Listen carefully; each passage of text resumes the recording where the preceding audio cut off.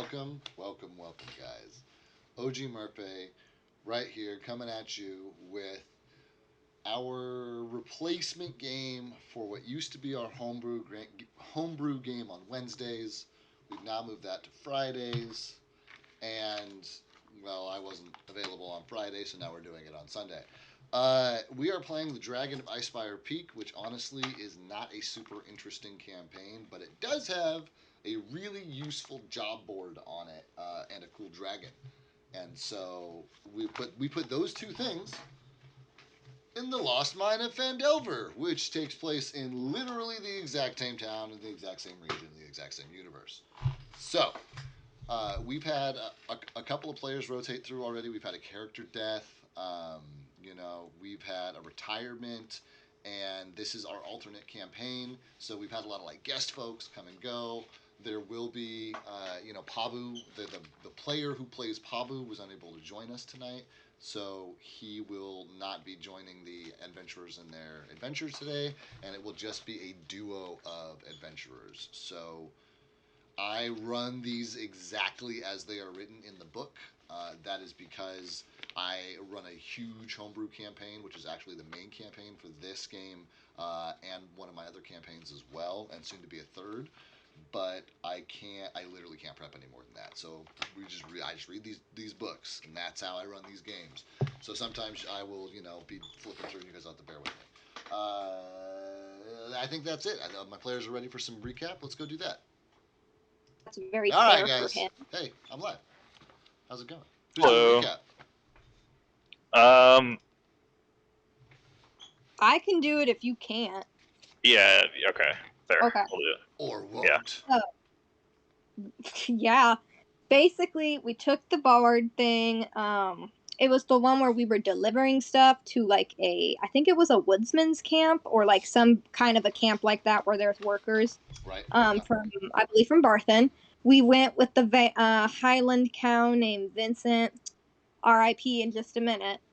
We were going really good, and Dave, we found out how that works, but he rolled and the dragon. It was not a baby dragon, or was it like a teen dragon or something like that? It was a young dragon. Yeah. It was a Young dragon, yeah. It wasn't a baby, but it was a young dragon. One of the snowy ones came in and wrecked our ship, and we realized how bad it was because we got snow blasted.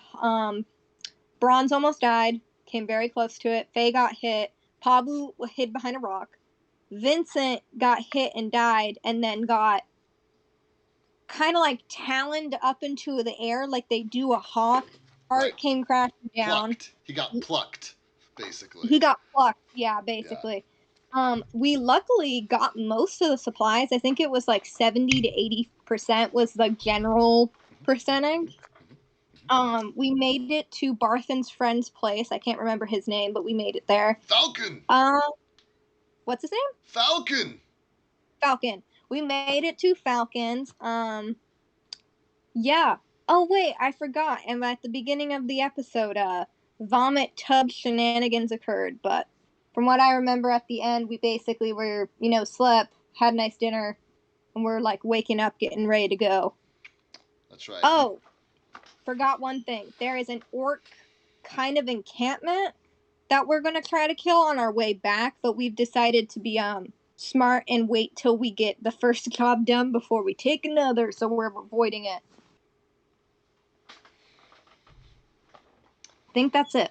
Okay. So, you guys, that's pretty good. Do you have anything to add, Andreas?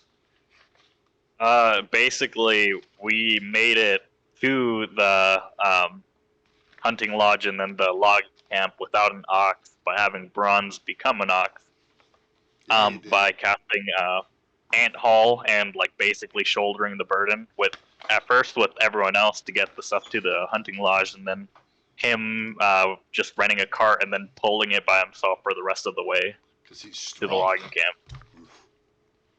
When you said he became an ox, I just imagined you went druid style and turned into like a tiny little ox. That would have been cool if we had a druid. Oh yeah, that would have been a good use of one right there. Druids are cool, guys, I'm telling you. I know, but it's complicated. They look like so much fun, but at the same time, their sheets make no sense. That's a pretty good recap. So let's do character introductions then. I don't know. I don't really care who's first. There's only two Bronze, of you. go first. Bronze is a dwarf war priest. He's pretty strong. He's a follower of the god Angrad, and right now he is repaying his debt, a 2,000 gold debt to Angrad for a mistake he made at the very beginning of his travels into Van Dalen. Yep, I like that. Nice, concise, great. Feyroth, let's hear about you. Feyroth is a giant, like 6'4", 8 foot if we're counting the horns, deer lady tiefling. She's a slayer, which is a combination class, I guess, in Pathfinder Hybrid. of like She's a hybrid, rogue. yeah. Yeah, hybrid or whatever. Class of a rogue and a ranger. And yeah, she's just tagging along, got a booty call at home, you know. Hoping not to die and hoping to see Randall again at some point. And you guys have been traveling with Pabu, the elven kineticist, who, has a penchant for mischief, we'll say, and I'd say quite quite the spectacular sense of humor. So you guys have awoken at Falcon's estate the next day, and I believe the end of our last session, we even had a breakfast encounter between all of you guys and the Lord, where he, Yeah. or not the Lord, and Falcon, excuse me, where he like told you guys about these orcs who had been causing some grief recently for him, and were not not really on the way to where you guys are going, but you could not that far out of the way either. But you guys decided to you got these supplies, you need to get there. You made a deal with Falcon for his wagon. You paid him 30 gold pieces for it, and if you guys bring it back to him, he'll give you 15 gold pieces back. But if you do not, then he's just gonna go buy himself another wagon. And Bronze had, you burned one of his spell slots at the beginning of this day to continue that process of pulling these resources. And so you guys are leaving early, and Pablo was like around for breakfast. And as Feyroth and Bronze, make their way to the stables to, get all the, cause that's where all the gear was. Feyroth like made it a point to stash it all out there. Bronze obviously is going to need to pull this cart. So you guys are out there like making preparations, and you guys like look around, and Pabu's just like not hanging around anymore. And you guys Oh, like, Dave, are you gonna turn your camera on? yes, after we go into the new map. Oh, okay. Right, yeah. This one's calculated. I try to have my camera on for you guys, but because my camera is also what is behind the DM screen, then I have to be selective about when I turn That's that what on. I was wondering. I was like, is there something going on? Yeah, no, that's on purpose.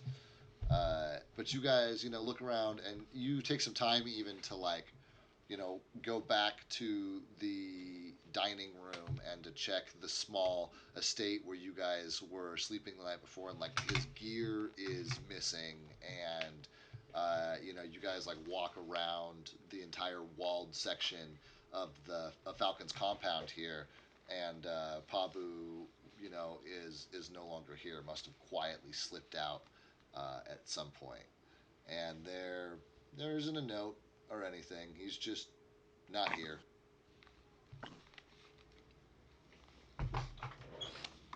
So you guys have now reconvened at the stables, having, and you're talking to each other and saying, "No, I haven't seen him. Have you seen him? No, I haven't seen him either."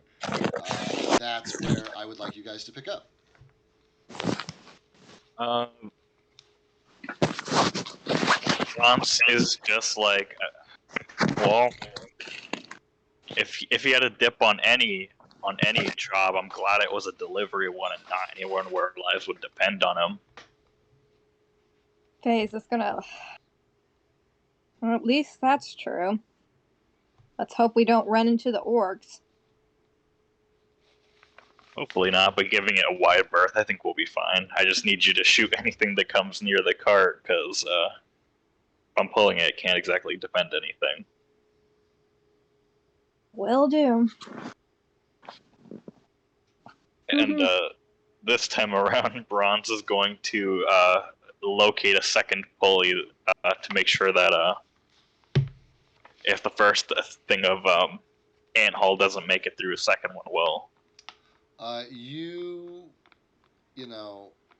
got your pulley for this ant haul from Falcon. So you can ask him for another one. You can look for one yourself, or you can try to make one.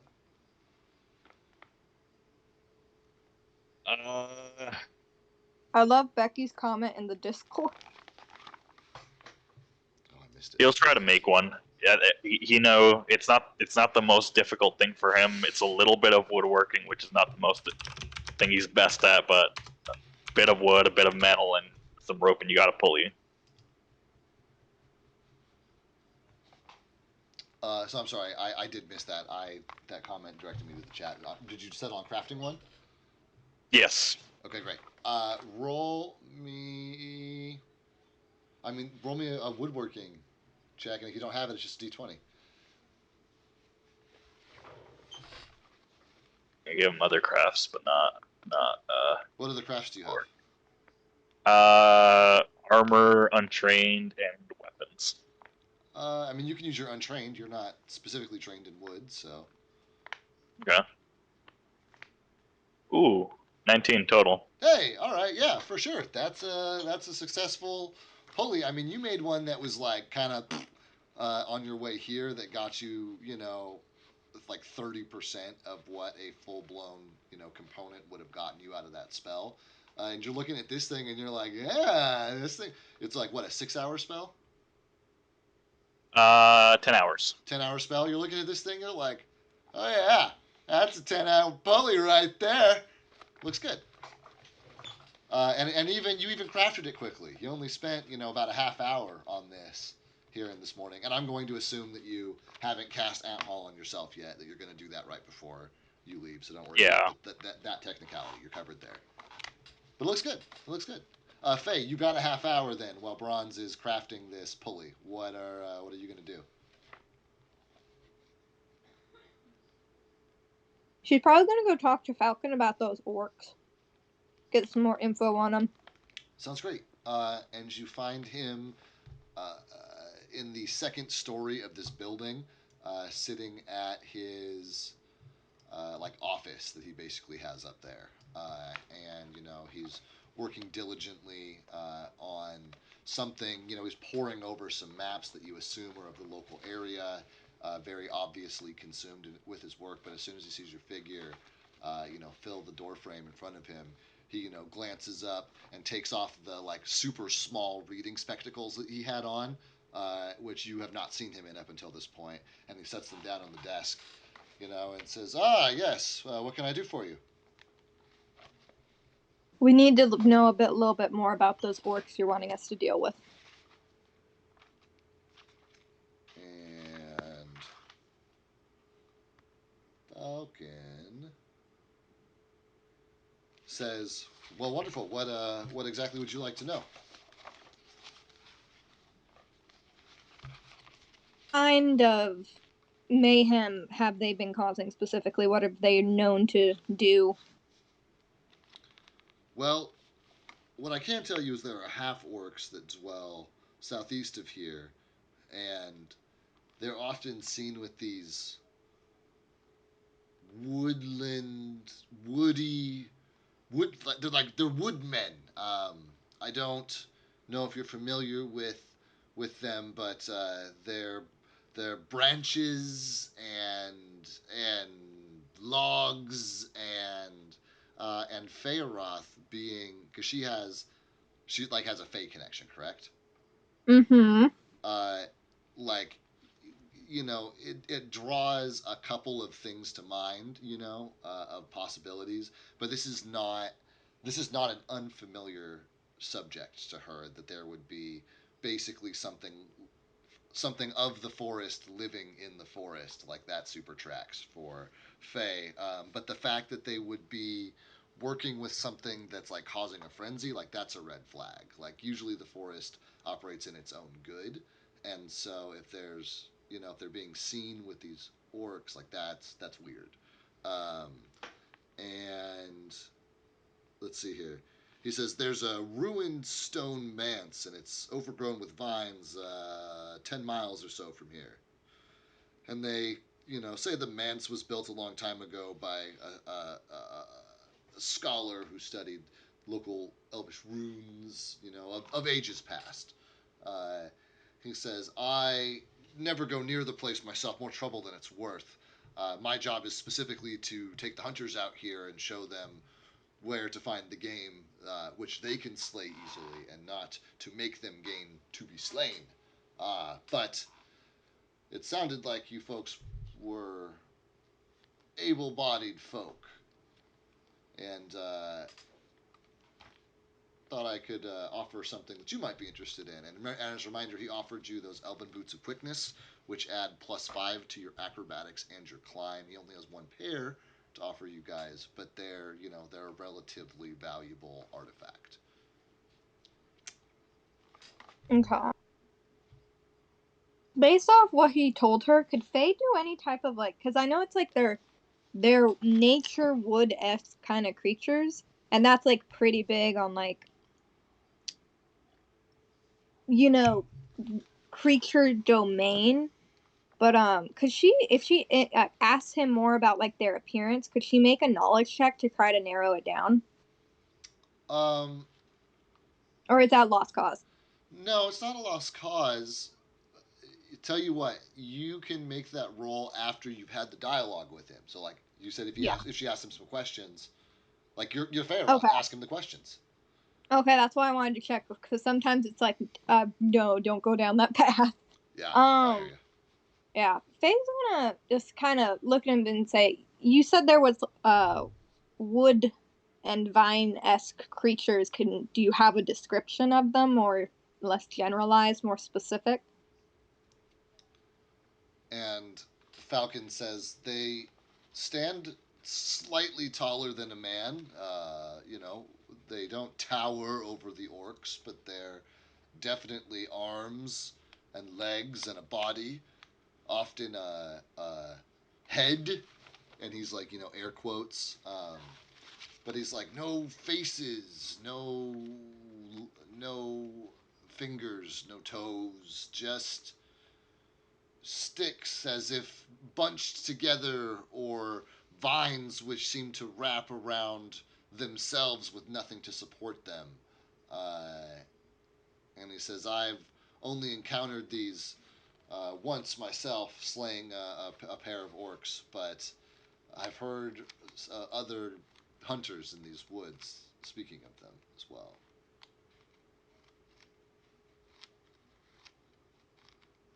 And she's gonna ask and it's gonna say, "What have they been doing specifically? Obviously, the orcs are causing mayhem, but how are they participating in it?"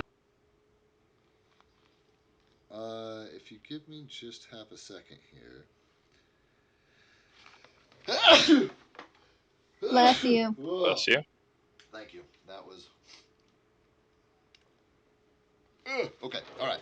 Let me find that quest. That is the downside about running this thing out of the book, is that I do need a minute to figure out what page shit is on.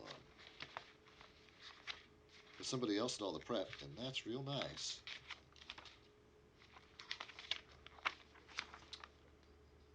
Okay. What exactly have they been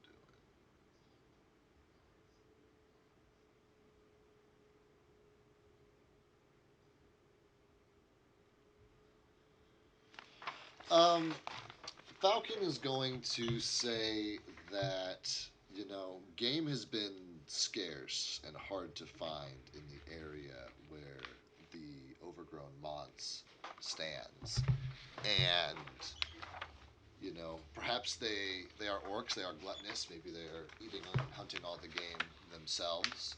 Uh, I've said before that I saw these strange woodmen that I know not their purpose, but only that they seem to be in league with these orcs and these half orcs, and that I now guide all my parties away from that area, all my hunting parties, because for fear of being attacked, as I was when I slayed the woodmen myself.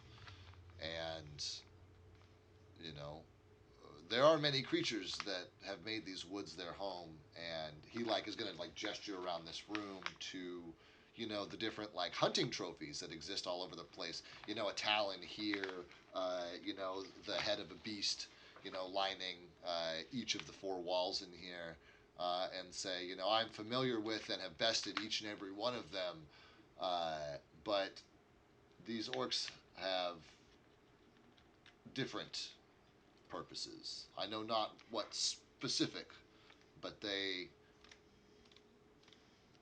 do not exist harmoniously with the forest as the creatures and I do. You slayed one of the woodland creatures. This is I.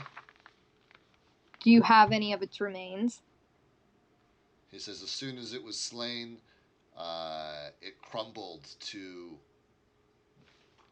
component parts, sticks and leaves and vines that seemed plenty ordinary.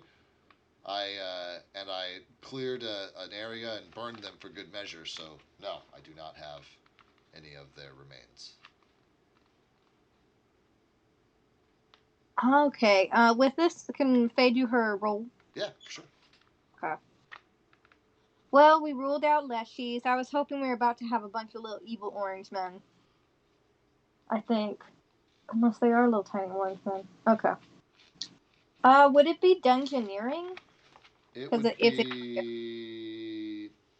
No, because they're not underground creatures, so it would be a survival check still, or a nature check. Oh. Survival, nature. Survival or nature. Okay. Yeah. I'll do survival. I don't have nature. Oh my life, it's gonna be 10 plus whatever I roll. Oh, thank you. 29. Wow, great roll. Then that would... What he's describing are probably either... Fearoth thinks they're probably either Ents or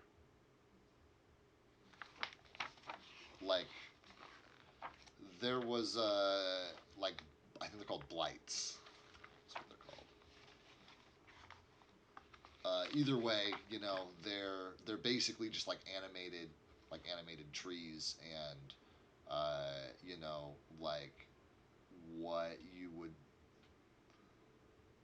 what you would describe like a forest spirit to be, not like a pixie or like a sprite, but the way you would expect the forest to animate itself. The means usually in which it expresses that is through obviously the stuff that grows in it, and these guys are obviously one of those few creatures. So either an ent or a blight. With that roll, is there any differences between the two she would know? Size, basically. I mean, he described them as, not towering over orcs, but orcs can be pretty tall. And so, there's a little bit of ambiguity there over exactly how big she's describing, or he was describing. Okay. Okay, well, we narrowed it down to 2, so that's good. Faith is gonna, just kind of state to him, okay, I have an idea of what they probably are. He's like, I'm not really concerned with what they are. I'd just really like them to be disposed of. And she's gonna look at him and just go, well, you should probably be concerned with what they are if they decide to work with a bunch of orcs. That's pretty out of the ordinary for any wood-like or spirit of the woods to do. They normally do their own thing. Do these orcs are these just like a traditional band of orcs and half-orcs, or anything special about them we should know about? Do they worship anything special? He's gonna shrug. You know. He's gonna say, I have no idea. Hmm. He says, I see them, I slay them. Okay. And Faith is going to leave it at that, and she goes, hopefully we'll be back in a few days. And he nods and says, with my cart. With your cart. Mm-hmm. And she's just going to walk out. Cool. Sounds good. By the time you get back, Bronze will have built his pulley, and he'll, be kind of getting the last final preparations in order. You guys are going to have the better part of another travel day ahead of you to get to the logging camp, but, there's still plenty of time for you guys to do that during the daylight hours now. And so you walk up and see Bronze, admiring his handiwork. He's got this, handmade pulley in his hand, and he's, running a rope back and forth and, watching the wheel spin in it. And the action's, incredibly smooth this is what you see as you approach, Faye. Cool. Oh, Sancho's in the chat. Oh, sick. And Bronze is just sees Faye pulling up, and then he pulls up his pulley, and then the one that Falcon gave him, and he's like, see these are the mass manufactured ones. They use this really cheap spring in here. When you can just get away with a little block of wood, it does the exact same thing, less moving parts, and it was much more much more reliable. And just doing that little comparison between the two. Hashtag support your local craftsman. Faye's just gonna kind of look down and just go, good to see you found a hobby. Let's get on with it.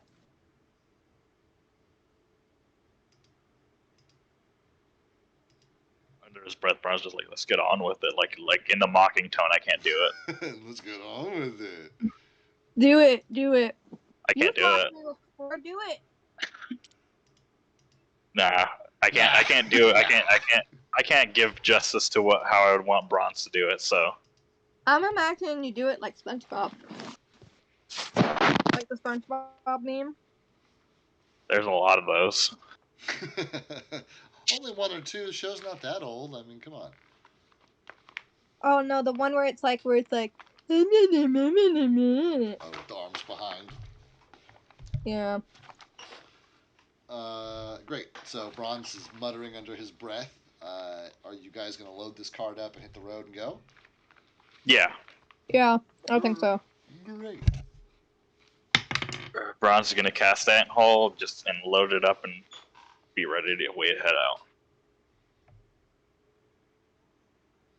Imagine if it's like Pablo really did get Taco Bell sick and we're just leaving him behind. I mean, you guys more or less cleared the compound, and you couldn't find him. So,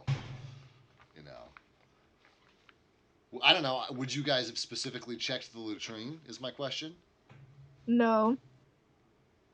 Bronze? No. Yeah. Then it's oh God, what's the guy's? Then it's Schrodinger's porthole. Maybe he's in there, maybe he's not. You guys will find out. You mean Schrodinger's cat? Whenever he comes back, right? But it's not a cat. It's an outhouse. Maybe Schrodinger's outhouse. Maybe Pablo's in there. Maybe he's not. So you can't find out till you open the door. But nobody opened the door, so he's just in a continuous quantum state of flux. Yeah.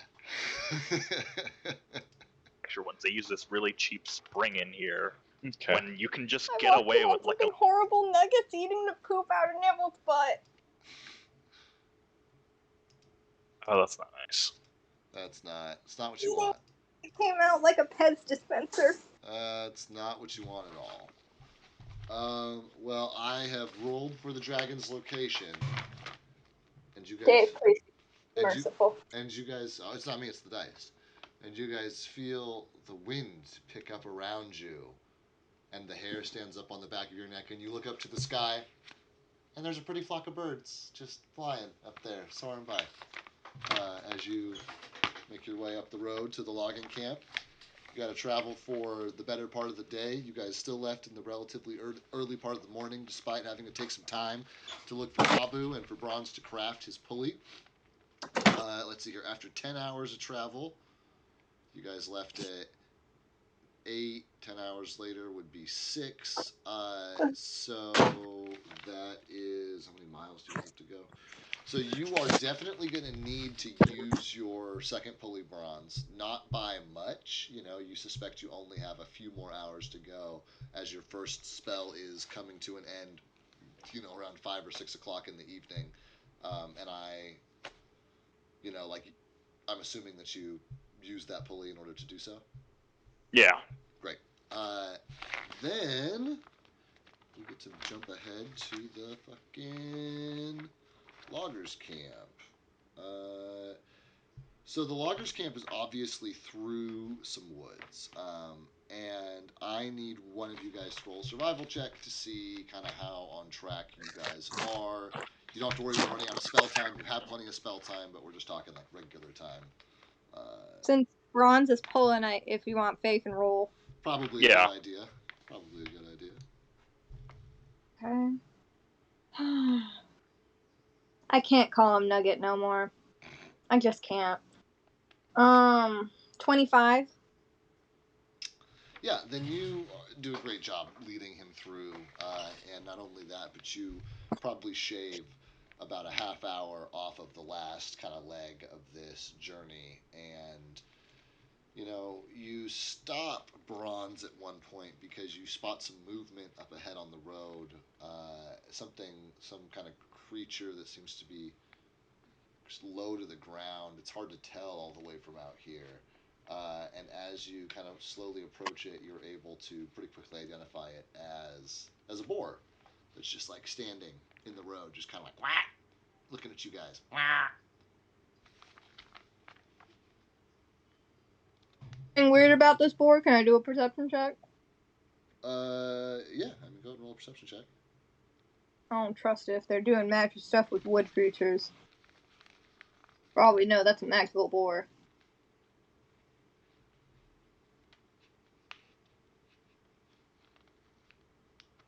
Okay. 25 again. You look at this boar, and I mean, it's a fucking boar. I don't know what to give you on a 25 there. You can see that this boar has not been like in combat.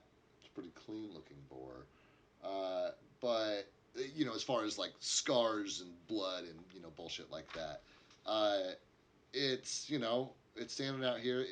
It was kind of like snuffling the ground when you were looking at it earlier, but as you guys got closer, it kind of caught you guys. Just kind of like looked up. It hasn't really moved, but it's just kind of like looking back at you, and it's definitely looking back at you. But it looks like a boar. Faye's gonna look at Bronze and say, "You want lunch?" I mean, I figured if we show up to the camp with fresh boar, I imagine it'll make up for some of the stuff we lost. It'll make up for more. It'll make up its weight in gold. And Faye's just gonna nod, and he's going to use. What? Sorry, I made my dinner. Okay. No, you're all right. Do I have to roll combat to do this? What are you trying to do? Tell me what you're trying to do first. I was gonna try to use some of my feats for my bow stuff to kill it. I mean, yeah, if you're rolling an attack on it, if it survives the attack, then you'll roll into combat, because then even if all it's gonna do is run away, I still need to know what initiative order you guys are going in to know if it gets away. Okay, so if I hit it and we kill it, we won't. But if I don't hit it and we don't kill it, we will. Is my understanding? Pretty much, yeah. pretty much. Okay. But like I said, I mean, it's looking at you.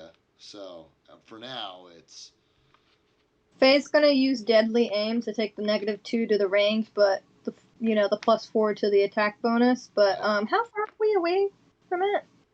I mean, you had to get close enough to identify it as a boar. So usually your vision increments are like, Got a 30, couple. 100, 200, 300, or 400.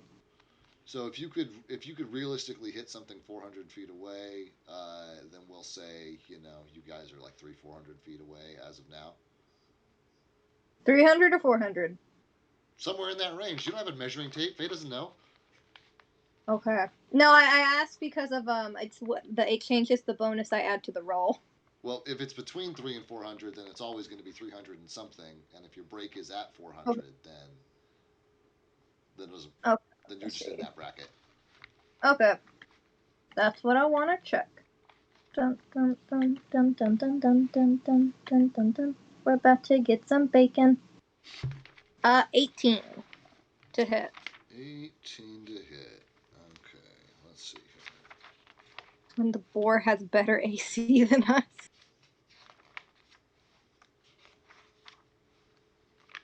There we go. I'm sorry, what was that to hit? 18? That's going to hit him for sure. Another little more damage.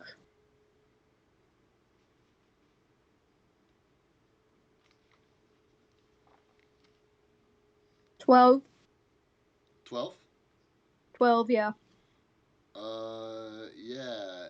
It's a substantial blow. You land, you get this arrow like right in the side of this boar. What's got to be pretty near its center mass. And the boar lets out a loud like squeal in like pain, and rears around to tear out of there. And I do need everybody to roll me initiative, please.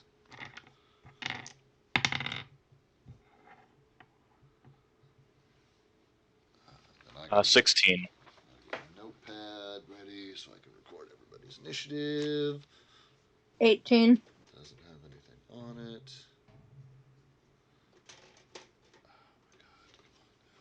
Oh my god. There we go. Bronze was 16. Yeah. Faye was 18. And Patty's rolled. Not Patty's. My Bori rolled. Bacon bits rolled. Yeah, bacon bits rolled pretty darn well. Okay. Better than us? So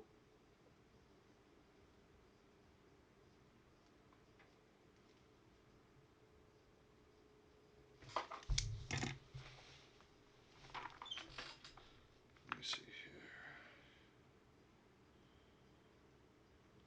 Great. Great. Yeah, so this boar rolled an 18 plus his dex, so he actually was able to start us off here, and he is going to start he's going to start the process of tearing off into the forest here. His movement speed is 40 feet, and because he is fleeing combat, he gets to go 3 times that. So he runs 100 and some odd feet into the forest behind him, and you guys, like, he's bleeding. He's definitely leaving a trail. But you guys can choose to take your turns to pursue him, or let him go, and let me know what's happening. Faye's gonna pursue the bacon. Bronze?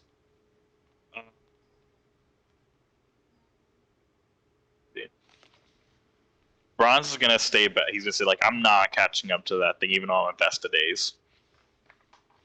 I'm gonna stay here, and make sure nothing gets lost from the cart. Faye's just gonna nod. And then she tears off into the forest behind this boar.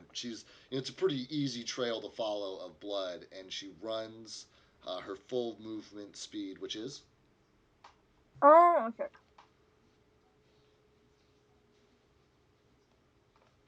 Oh, I gotta go to the other thing. That's fine. Okay. Her movement speed. Her walk speed is 30. So if you're running, you're going 60. So she runs, 50, 60 feet into the forest, and like looks ahead along where the blood is traveling. It's been kind of like zigging and zagging back and forth. But she kind of like looks ahead and she can see like some brush moving, and she can't even really see the full body of the pig, but she knows that that's what is making that brush move.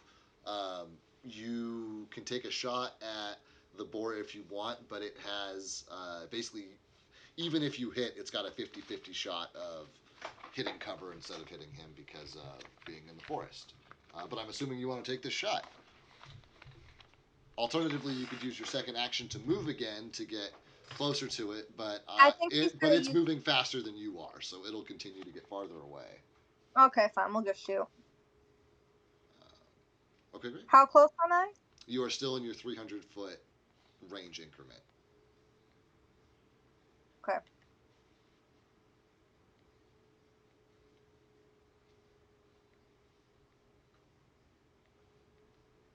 Two, three, four. Does a 16 hit? That's gonna hit him.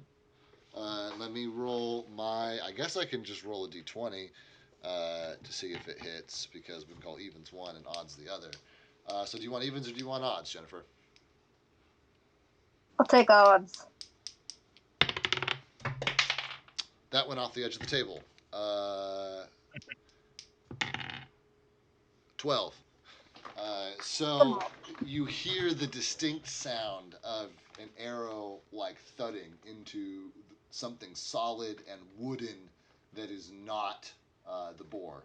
And you can see the different brushes moving farther away. And Faye continues to pursue it, but by the time she gets to it for the next one, it's at the 400 range increment. If you want to take one more shot at it, you can, but it is going to be gone after this. Faye's gonna take a one shot at it. Okay, great. Same deal. Okay.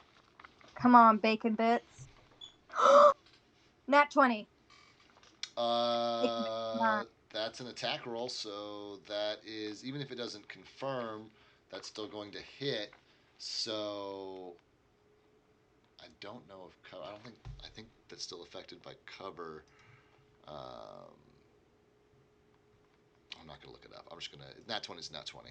So roll to confirm. See if you how. I mean, I don't think it matters because this board doesn't have a ton of HP. But Yeah. Okay. what's your confirm roll? Let me see. Dice roll is taking a minute. 16 again. Which also hits. So go ahead and roll your damage and double it. Dun dun dun dun dun dun. 13. 13 damage with the double dice roll. That is enough to. You are going to hear the boar squeal once more, and then as you come to a stop and listen, the normal sounds of the forest are all that remain.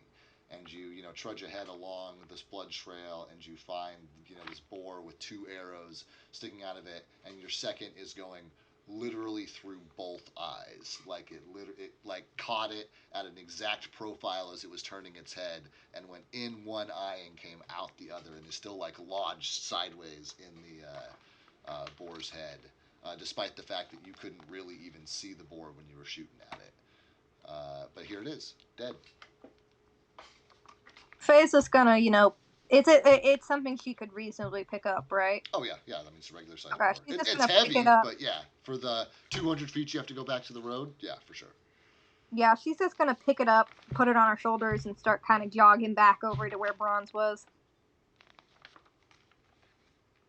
And Bronze sees Faye like emerge from the forest. She's got this like boar like slung over her shoulders, like still like bleeding all up and down her traveling outfit. Two arrows, like one like split right through the eyes, the other one like coming out of its side. And she just like emerges from the tree line holding this boar. What does she see you doing, Bronze? What are you up to?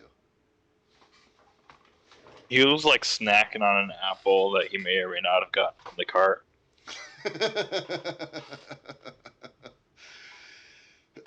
I love it. We got our pig and our apple.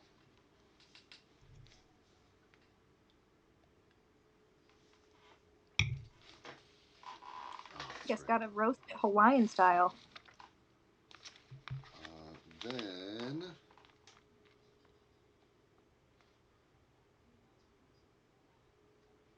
just let me know when you guys are heading the rest of the way. Figure Ron's probably just like takes the board, and then like wraps it in like a canvas or something that was like bleeding on everything, and then Faye's plan was just to carry it. Oh, okay. Yeah. If we're gonna show up with a boar, you best believe we're showing up in a badass way with it. Fair.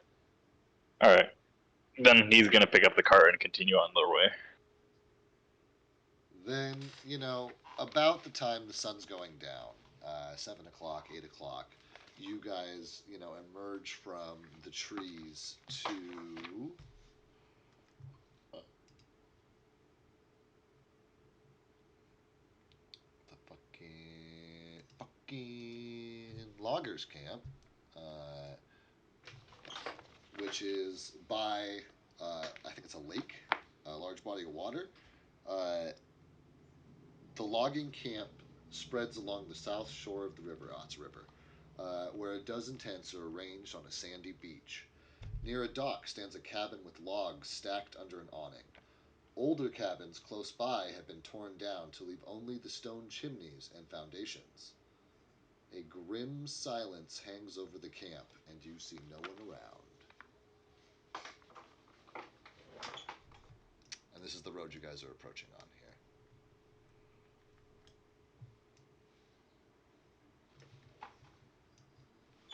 Something doesn't look right. Normally logging camps like these are a bit more active even this late into the day. You can say that twice. Yeah, and Bronze would know that like the working men should be done and like drinking, and there should be like laughter and the sound of like like mugs clinking together and shit. And none of that is happening right now.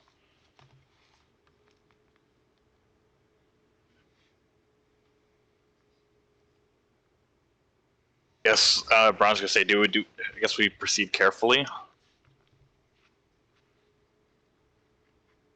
She's going, how else would you proceed in an empty logging mine? That looks suspicious.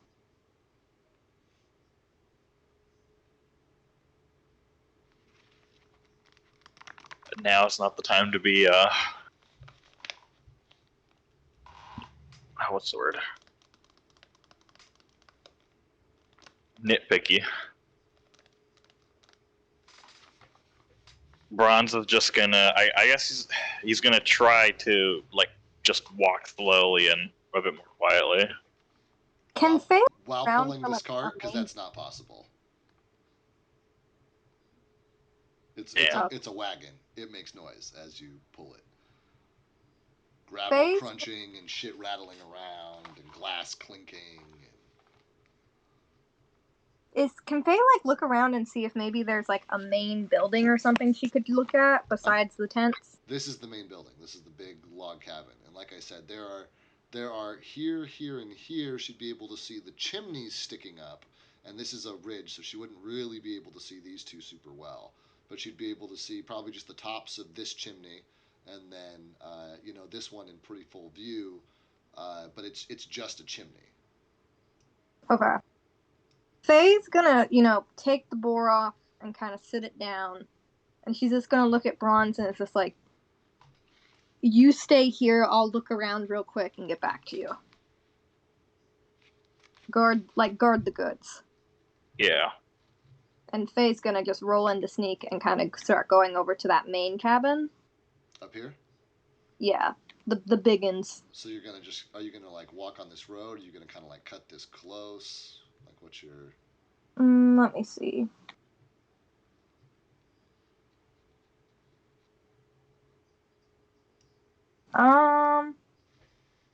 There's your card. Okay, so where's the entrance, I guess? Can she see an entrance? Not from where you're at, because this ridge is in the way. But once you walk in front of Bronze and look over, you'd be able to see this door. She'll probably go up through here then, like up here. But let me roll into sneak.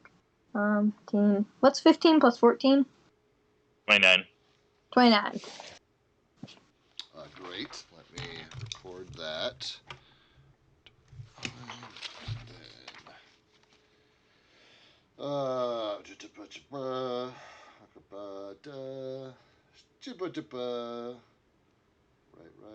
Right.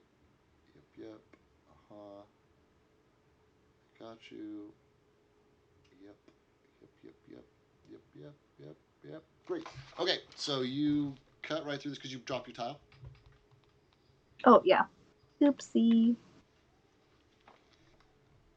Boop. Boop. Or boop. And you come up to this door. Or, I mean, as close to the door as you want. But, at this point, you can see this door and this window, obviously. She'll, kind of go to the door and, twist the knob and see if it's locked. The door opens. She'll go inside. And she steps inside, and her feet land on the wooden floor.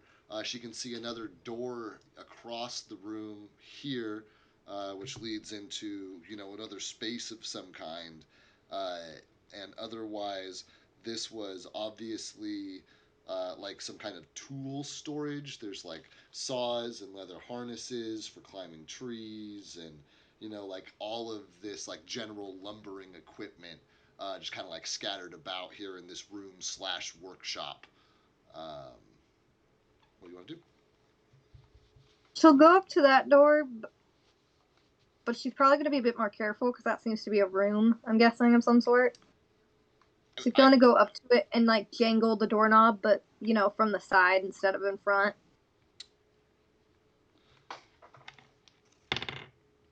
Sick. Then she gets halfway across and hears like a tapping sound coming from underneath the floorboards, and she looks down, and then she feels the vibration in her hoof because she doesn't wear shoes. She is touching the ground directly at all times and can feel distinctive movement before the sound of bending and breaking wood erupts, and splinters and nails and saws go everywhere as out from beneath the ground emerges this huge bug type creature that looks like a praying mantis that would definitely tower over Bronze, and looks Faye directly in her face despite her huge height. But breaking through the floor counts as an action, and there is no surprise attack round, and you need to roll initiative for me, Faye. Okay. Not as good a roll. Oh, okay. 24. You got 24, which is higher than this dude got. Okay, great, which means you get to go first. You have this giant bug with huge claws in your fucking face. What are you gonna do? Huge mandibles. This thing looks nasty. It's not a cutie. Not a cutie. Let me see if I can find a picture of it.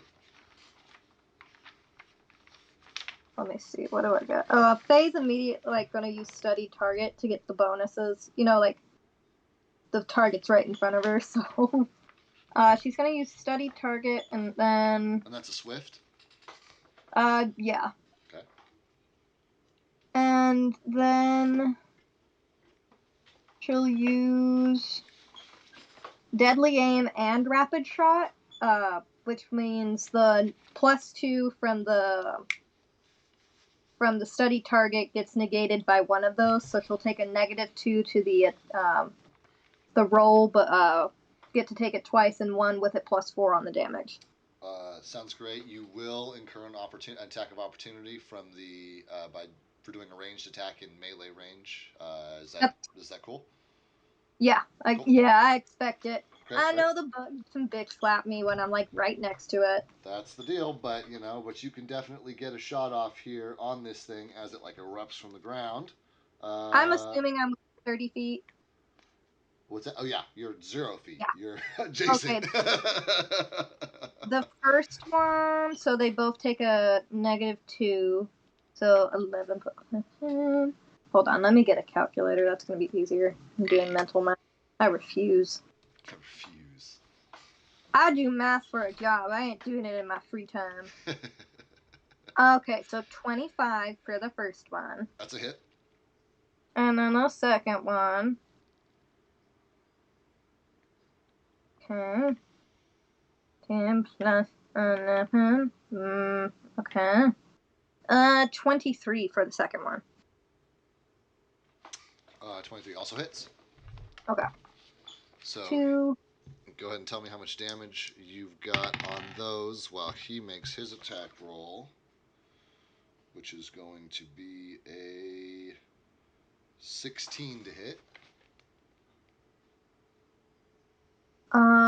Total damage was 20. Cool, sick. And then, how much was it to hit? 16. It does not. Sick. Then you manage to land both of those arrows as they, embed in different points where the chitin armor comes together, and it swipes at you in the process, narrowly missing your bow, and he surely would have sheared the whole damn thing in half had he gotten to it. And you are like reeling back after your shot. That's a full round action to take your multi attack, so I'm assuming you're done. She do any like checks on it to see what it is, or is she good? Can't do anything else. I mean, she's looking at it. She could try and figure out what it is. It's a big bug, and I can tell you that's probably all she's going to need to know about it. But you can tell you what, roll me a survival check. Yeah. Let's see if Faye was a bug kid growing up. 10 plus 16? So 16? She doesn't know what it is, but she definitely sees that there's some kind of substance which is dripping off of its mandibles, and as it lands on the floor, it's burning small holes in it.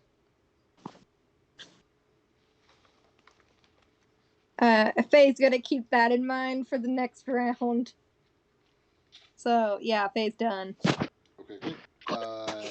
That means it is the bad boy's turn, and he's Bad going bug. What you gonna do? What you gonna do when the bag bug comes for you? He's just gonna roll a regular attack. Lower than his last one was. So he's going to miss on that. And Bug boy just can't hit it. But with his second action, because he does not need to move, he's going to like open his mandibles and reveal like a series of like long ringed tube like extremities that come out of like the middle of his face between the mandibles, and she sees this same like substance like collecting there before it like shotguns out at her. And you need to make me a reflex save, please. Okay.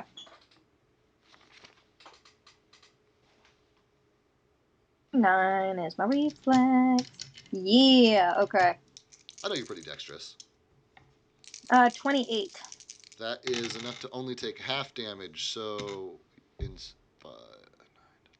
So instead of 12, she takes 6 acid damage as she gets out of the way of the majority of this spray, but a significant enough amount of it lands on her that it burns and singes away that like fur and mats it together with blood in all of the places where it makes contact on her body. Meanwhile, It burns Braun. what? What's Her that? fur? Well, I just Did you say isn't she a deer person?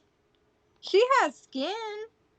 She doesn't have any like deer-like features at all besides her face, which is just Face, skin. ear, tail, hoof. So But the yeah, ears no, are skin, no fur. no fur. Well, she has like it on the very lower part of the feet where it turns into like Clydesdale, like hoof fur. But no, it's a skin. All right, then then it burns away the skin, no fur. Sunburn time. Then bronze. Here's, you know, sees Faye disappear around this corner. And he can't see her disappear through the door unless he takes a few steps forward. But if he's staying with the supplies, he doesn't see this. But here's like a huge eruption and like raucous sound come from the area that Faye disappeared off into. What's Bronze gonna do? He's just like, it can't ever be a normal delivery, can it? And then he's just gonna start going towards that sound. Walking or running? Running. Roll me initiative, please. See where we're gonna fit you in here. 11. 11.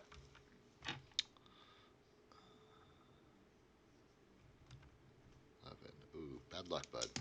Okay, so that brings us back to the top. Faye, you are still standing next to this large creature. It's got a couple arrows sticking out of it. You've just gotten hit with a blast of acid. What are you gonna do? Faye's just gonna do the same thing as last time. Use the deadly aim and rapid shot to try to kill this thing as quickly as fucking possible. Sick, go for it. Make your rolls. Big bug, big bugs.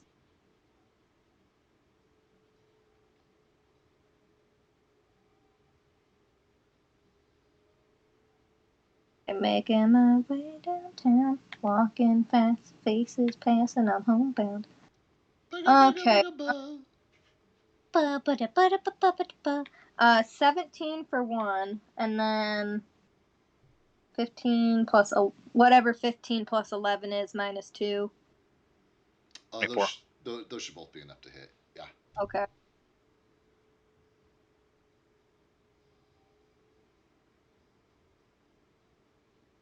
Then 12 plus 4. 16. 16 damage total. Mm-hmm. Sick. So you are going to land a couple more absolutely solid shots on this bug thing, and it, like your previous arrows, you watch as the shafts like fall off of it, and it's like the acid from the blood like burns it away, and it just like deteriorates and like snaps itself off basically, while 2 fresh arrows go in at different points. Yeah, I mean it's hurt pretty bad. Can she do like a perception check to see like how much more, like if this thing's gonna be able to take much more? I mean it's hurt pretty bad. That's what I was trying to get across there. Oh, okay. By saying that. Okay, just double checking. Yeah. Can Faye do anything that would else cause damage after this, or is that? No, you specifically used when you attack multiple times. You use your whole turn to attack multiple times. So. Yeah, so that's all the damage you got. But I mean, in theory, you still have a movement. But that's just gonna give him another shot at you. Yeah. Okay. She's good. Cool. Then fucking he's up because Bronze rolled low. He's gonna try pretty much the same fucking thing. Oh, Reflex save. No, because he swings first, and he rolled 20, so I'm rolling to confirm. Okay. I don't think he confirms though, because he only rolls 12 to confirm. Yeah, no. Great. So it's a hit, but not a crit.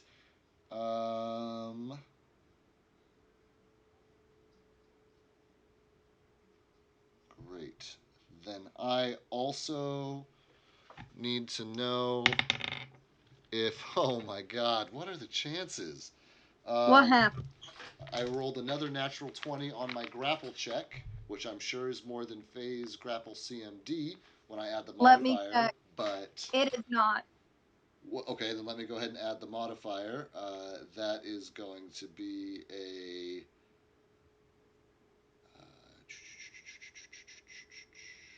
27 to grapple. Yeah, that's gonna be more than my modifier. Yeah. Okay, great. Then he's gonna do some damage and your grapple. So you can break the grapple, by traditional means. Obviously, if he's dead, he can't hold on to you anymore. You can still take shots at him with your bow, provoking attacks of opportunity, just like you have been. Really, Yeah. all it means is that you are stuck now in this tile. Okay.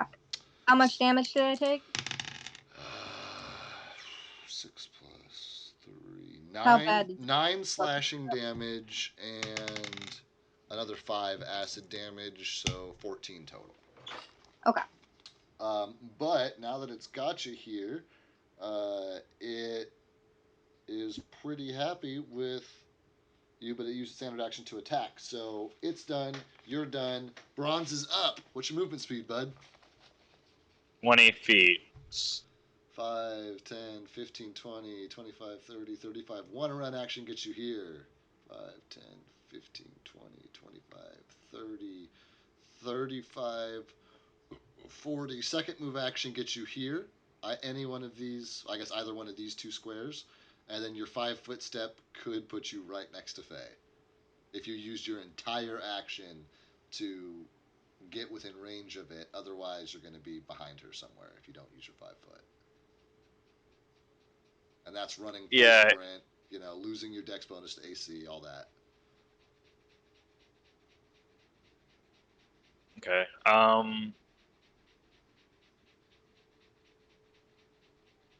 Yeah, he's gonna go right here and then go up in front to the front. Cool. And Faye hears, Bronze make his way through the door and across the wooden floor, stepping on different broken bits of wood, and shows up beside you, huffing and puffing, a little bit out of breath. Anything to say, Bronze?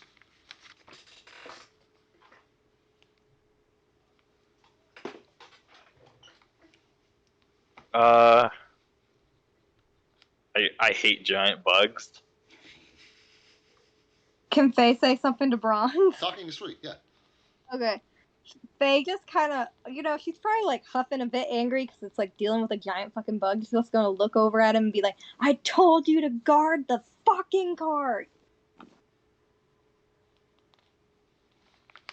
Yeah, but I'm not gonna let an ally die for some food, and if there's no one here, that cart means nothing. And Faye says, I have it handled. And just, oh, she's mad.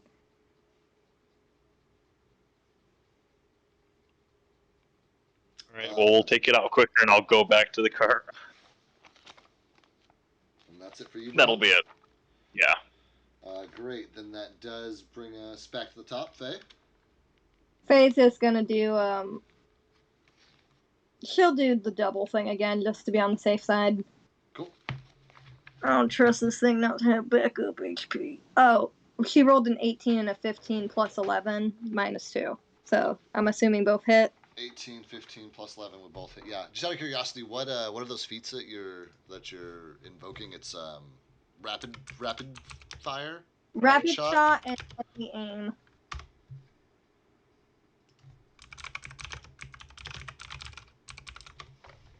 Cool. Yeah, those are both gonna hit. So go ahead and roll both your damage. Okay.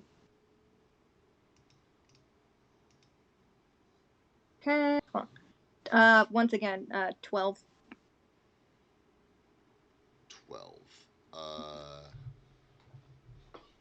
Yeah, that's enough for this thing to die. You can describe to us how that looks. What happens? Does Faye have to shoot the arrow? Can she just stab it with it? For flavor, For you can flavor. absolutely stab it with it. That's fine. You know, this is like immediately after like Faye's just like, I'm handling it, and she's just full of rage and like grabs a couple arrows and just turns and stabs the thing just right through the eye.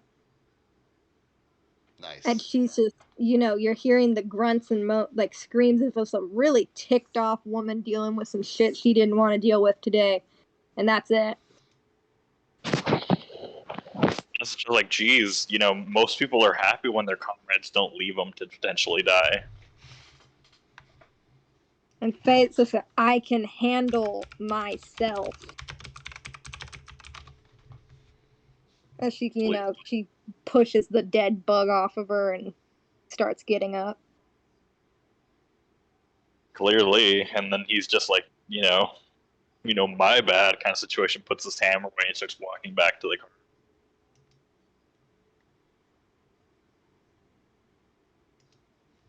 Oh, can we take a quick break? I gotta take the puppies to go potty. Sounds great. Let's take we'll call it like we'll call it a 10-minute break because I want to take a break too, and I want to look into these feats real quick. So we'll call it 10-minute break. Okay. Cool.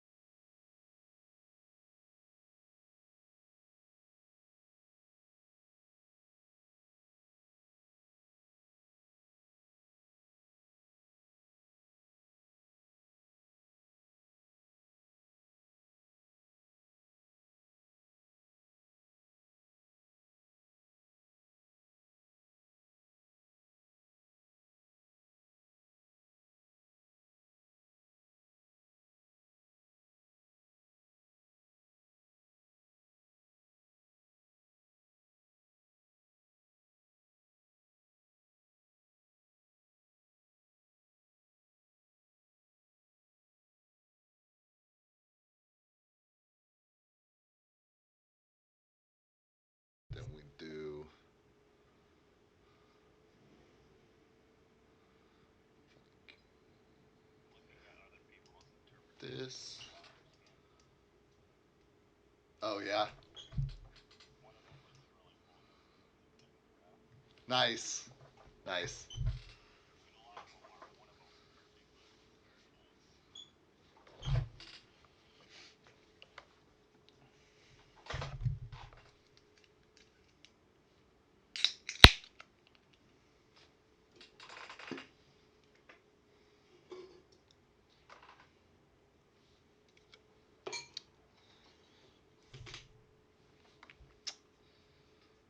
Oh, but this thing is dead now. This thing is dead. Okay, I'm good. All right, great. Then we are ready to come back. Welcome back, everybody. You guys have just slain this beast.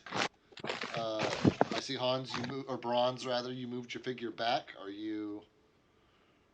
Did you make your way back? Did I miss that? Yeah. Okay. Yeah. Great. Which means that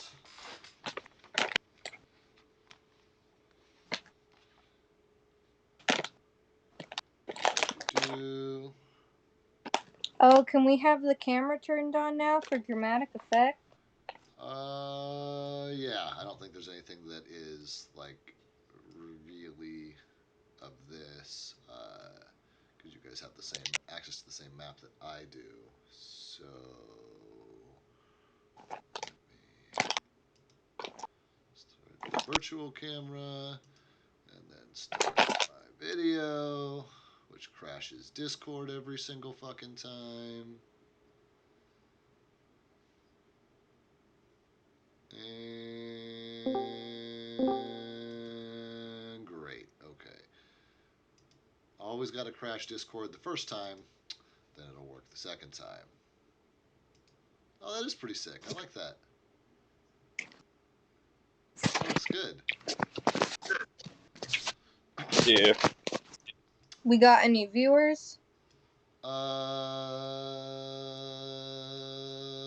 Nope, just me.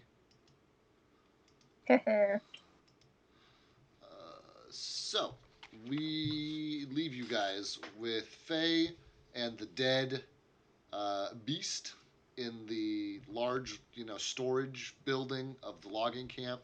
Bronze has made his way back to where the supplies are, and Faye is just like in this storage area with like this giant hole in the middle of the floor where this, bug thing burst out from. What are you doing now, Faye?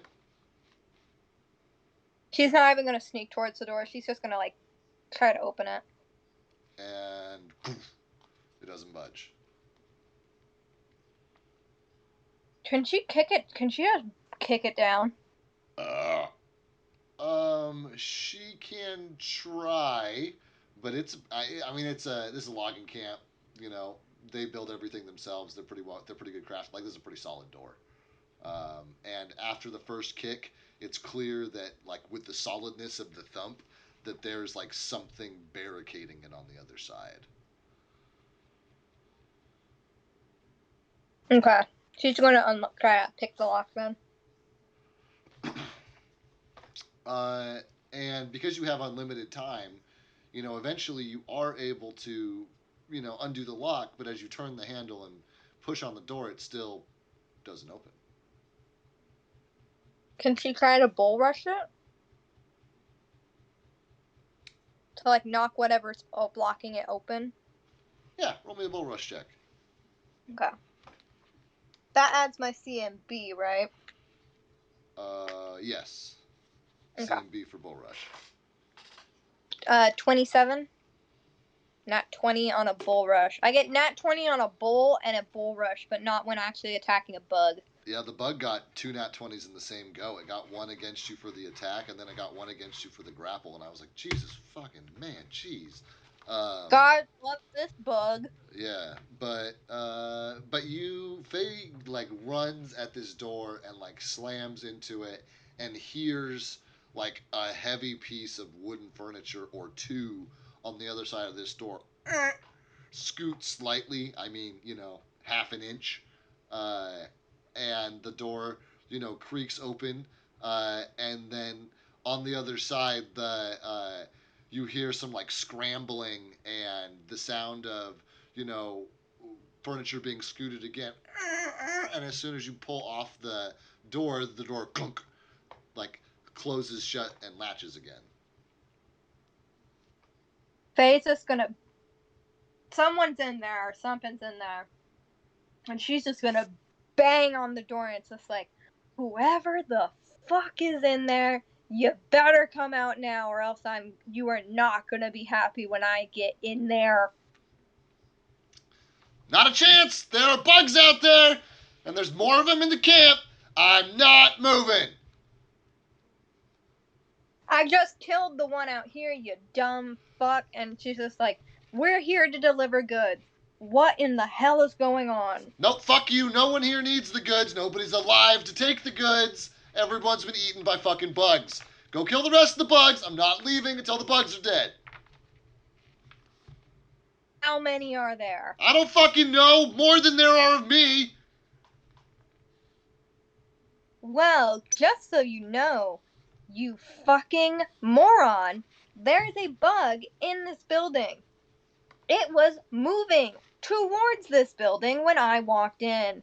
You stay in here, they're probably gonna come because its carcass is out here and they're gonna wonder who killed it and they're probably gonna think it's you. So if you stay in there, I hope you get eaten alive. And she's just gonna walk out.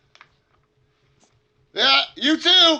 And you walk out. And what's your next move, Faye? Where are you going? She's gonna go straight to Bonds and just like, dumb fucking can't good for nothing. And she's just pissed off. I think this is the most enraged you've seen Faye in a while. You don't have very much patience, do you? I don't have much patience for cowards, is what I don't. And she's just, oh, she is mad. If there are people alive, we're on a job to make sure that specific people are alive. Well, he doesn't want the goods. He said everyone's dead except him, so we just gotta kill the rest of the bugs, wherever the fuck the rest of the bugs are.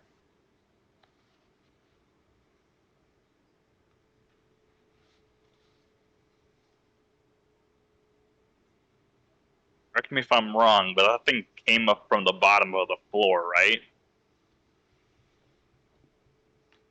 I like take a moment to calm down, and she says it. Yeah, it burrows or something.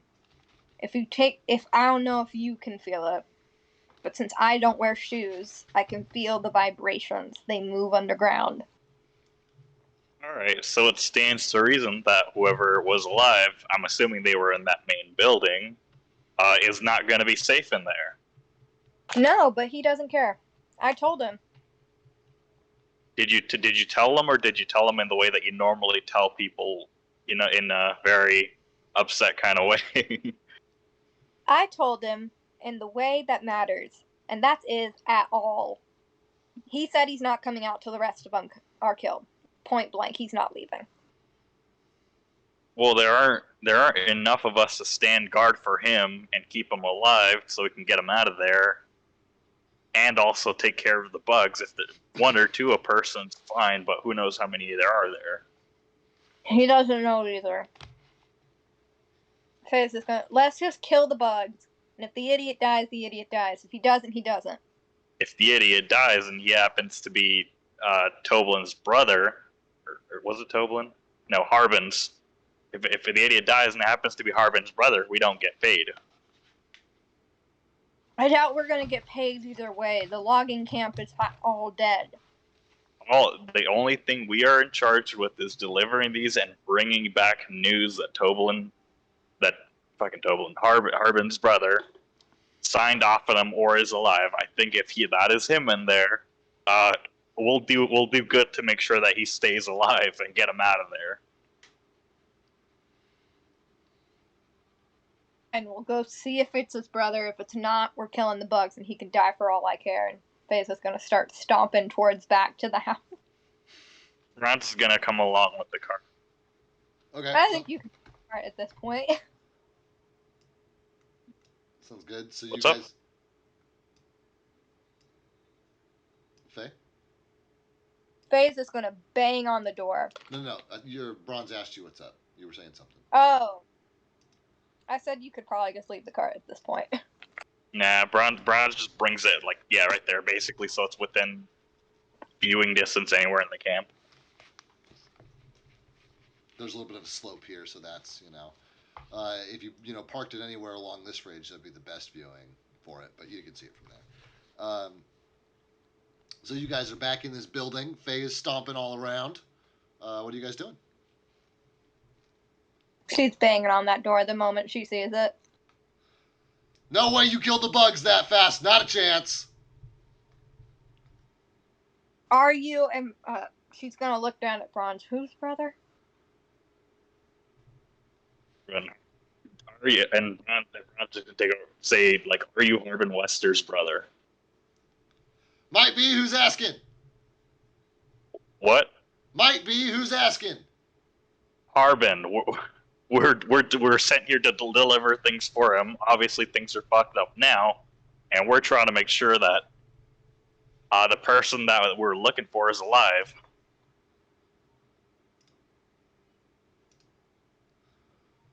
Well. Huh. Yeah. That might be me. He usually needs me to sign a writ back. I suppose that's what you're after?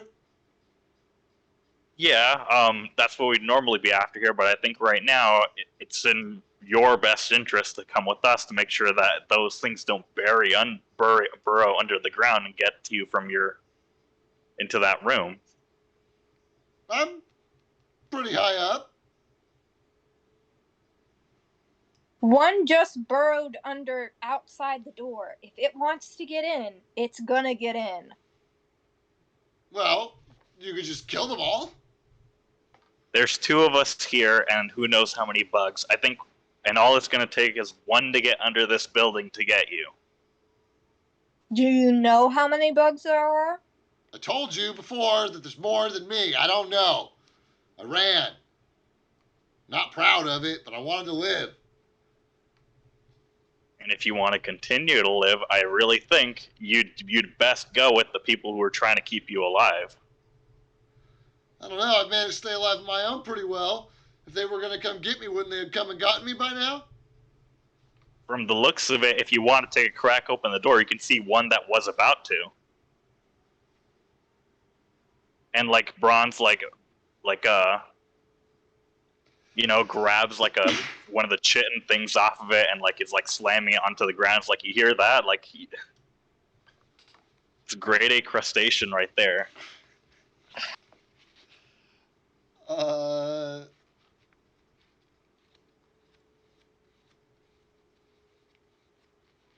Roll me a diplomacy, both of you, because you both want this guy to come with you. So we'll use whoever's better at it today. He's in a gummy one. Total of 13. Okay. Total of whatever I have minus 9. 17. 17 is pretty good. It was her sexy voice that did it. The voice is going to say, "What's your plan then? If you're not gonna slay them, where would we go?" Falcons. What? We'll take you to Falcons.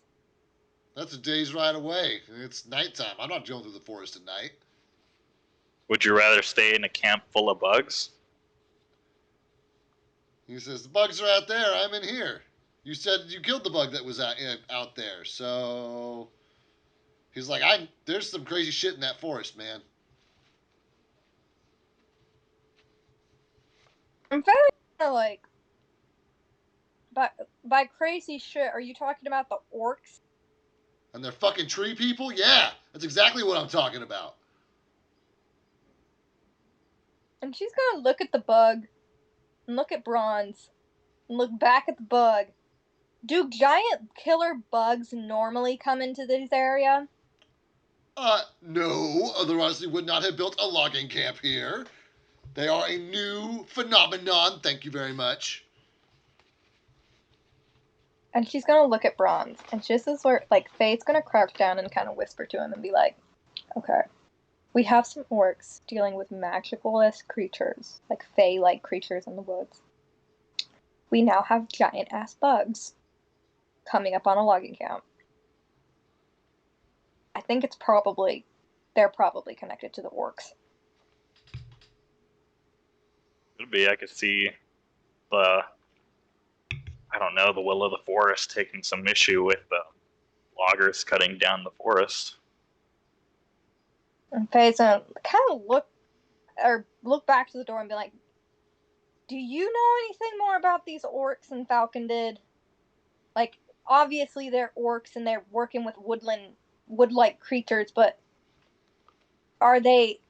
do they worship anything you know of, or like anything else that you could think of with details about them?"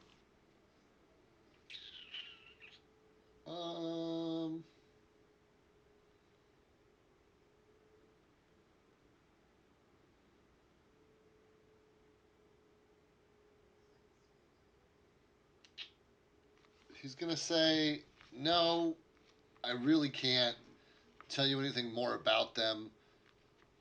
We run into them more often than I'd like. Uh, they've made our job quite difficult. Obviously, cutting down trees is easier when they don't fight back. As far as the orcs go, they live not too far from here, but we just don't log that portion of the forest and have tried to stay out of their way. And it's been pretty successful up until recently. We caught one of them prowling around here, but he managed to get away. But no, I can't tell you anything specific about them. Think that might have had to do something with this attack. He's gonna shrug. Hell if I know.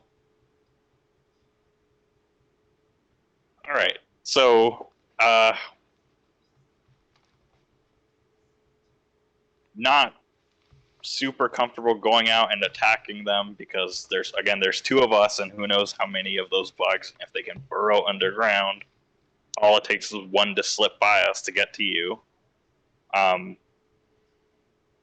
We can't exactly travel out of the forest because it's turning into night, and whatever lurks in the dark there may come out and attack us if we try to head back. And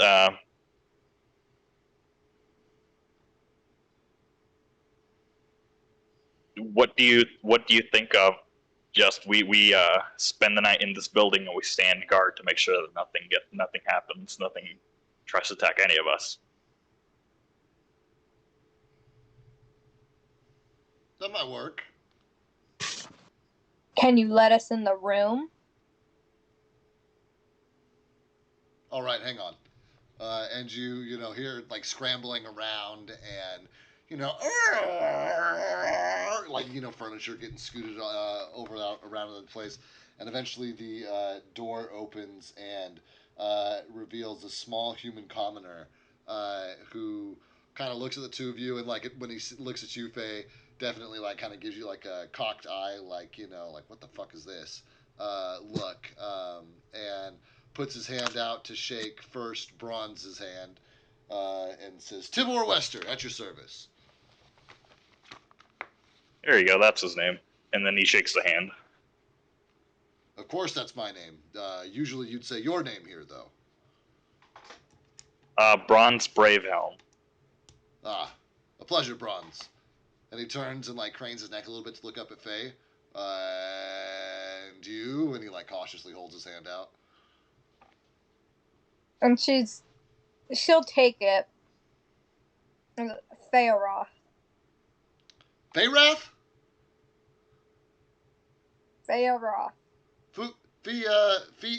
I'm sorry, one more time? Thea Roth. Roth. Nice to meet you.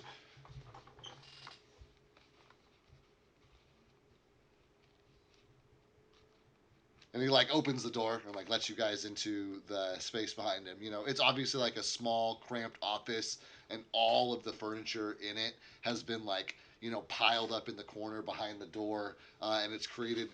Tibor's kind of created like almost like a ramped kind of area back here, with just enough room for like one person to like huddle at the top of this, you know, uh, small mountain of furniture, in front of the door here. And as soon as you guys are in to the space, he starts, you know, scooting stuff, closing the door and scooting stuff back over and like reassembling his pile, basically.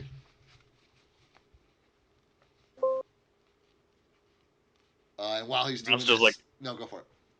yeah. While he's doing that, Bron's just like looking at the room and like looking at the window and stuff, and seeing how easy it would be. Like, should have come to get out, get leap through there. It's a little uncomfortably high off the ground as everything is for, humans when a dwarf is looking at them. But there's a there's a small like trunk or something in the corner. No, I guess everything would be piled into the pile. So if there was like a small stool or anything there, Bronze could get out. But otherwise, he'll have to kind of like hoist himself up over his belly to like get out the window, and it's definitely going to be it's not going to be easy for him. But with a boost, get out of there pretty easy. How proud is Bronze? A bit.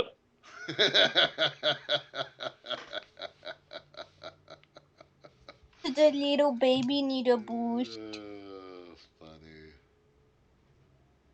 Does he need a booster chair? No, and he's gonna be like, we need those bugs can come under the ground. If we're lucky, if they try to go through the door and that pile of garbage keeps them out, then that's good. But if they can come under the ground, we need a way to get out of here. And fear if they think it'll take some time to get rid of everything, go through the door. So worst case scenario, we go out this window here. Um,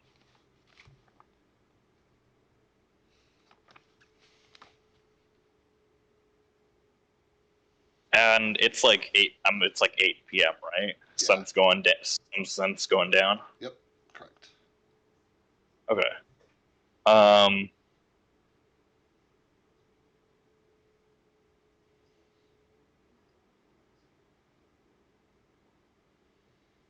Figure me and you, Faroth. We take a, I don't know, 4 hour shift or so.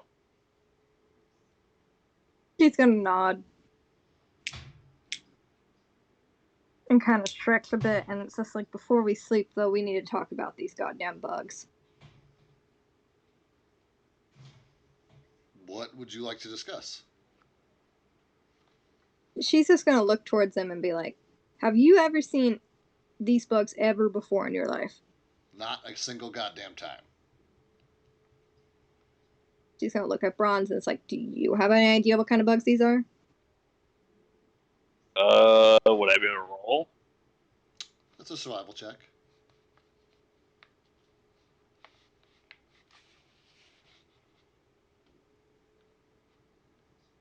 Survival, 16. There are, lots of burrowing bug-like creatures. The fact that this is not a worm, like, factors out a bunch of possibilities. All of them absolutely fucking horrifying. But it's like you watched it do some combat before, and you two saw the like acid like substance that was dripping off of its mandibles when you approached it. um, you know you you know that it's probably like native, like it probably lives in this forest somewhere, but like why it's here, no clue. But it's probably just like a native bug that uh, usually doesn't attack logging camps, but for whatever reason is. And Bron's just basically saying, like, doesn't look like anything special, just doesn't make sense of why it's attacking. And Faye's with that point, like, if it doesn't make sense why it would attack, like, can they be trained, or like what would attract this kind of bug? Because, like, and she's gonna look at the brother guy and just gonna be like, if obviously you guys wouldn't have built them here if these things were popping out of the woods constantly. So something new must have happened to cause them to show up. And she's gonna look. You said that you would caught an orc, but he got away, an orc or something like that. And it's going to say, yeah, it was poking around in some of the old ruins, right across the way here. But we ran him off. Did he get into the camp at all? Yeah, and he's describing this building here. He like points that way through the wall, and he's like, "There's just a chimney standing right across the road here, and that's where we found him, tucked up against the chimney, hiding, and we ran him off, but that was it. I don't know." Faye's gonna kind of look at Bronze and she's gonna look at him and be like, "So we have, obviously, they are the orcs that Falcon was talking about. They're dealing with magical creatures of the Fae-like variety in the forest. Do you think they'd be magic users? As a magic user yourself, if they're dealing with the Fae, like the wild Fae?" You're asking if the orcs would be magic users? Yeah, if they're doing magic shit in here, because the bugs are coming for some reason. What if they're controlling the buggies? What if they put bug catnip in here? I mean, common sense would say that there's a chance they would be if they're working with magic users, or they could just be influencing the forest creatures to their behalf, causing the bugs to attack. But like, at least for now, the important thing we have to worry about is that they don't get in here and kill any one of us, and that we were able to make it out here and let other people know. So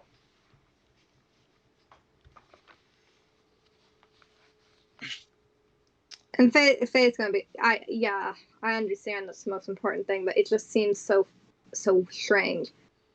And she's like, as Faye, has connections to Faye stuff, like, this isn't quite normal for, like, the Faye and stuff to be intervening in this kind of way. Yeah, but she doesn't really have any kind of experience with mundane forests either. Like, most of the forests that she's been, most of the Fey shit that she knows has happened in the fucking Feywilds, where literally all the rules are different and like shit's all topsy turvy.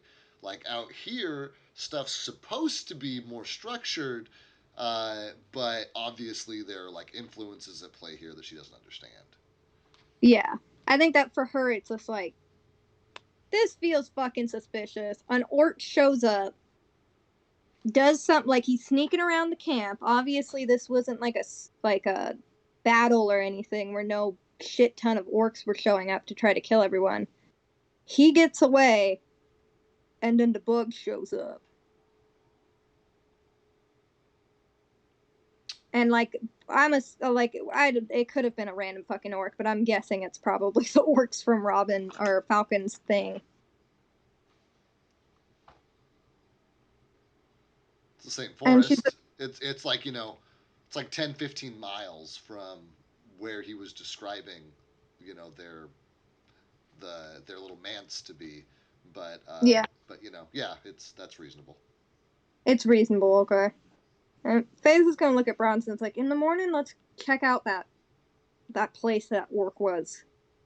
There's no reason it would have come in here all on its own if it wasn't trying to do something, especially if it was just trying to sneak around. yeah, It's too big of a coincidence that you guys find an Was it an orc or a half orc? He shrugs. Didn't get close enough to tell. Mm. Anybody who I could ask is dead.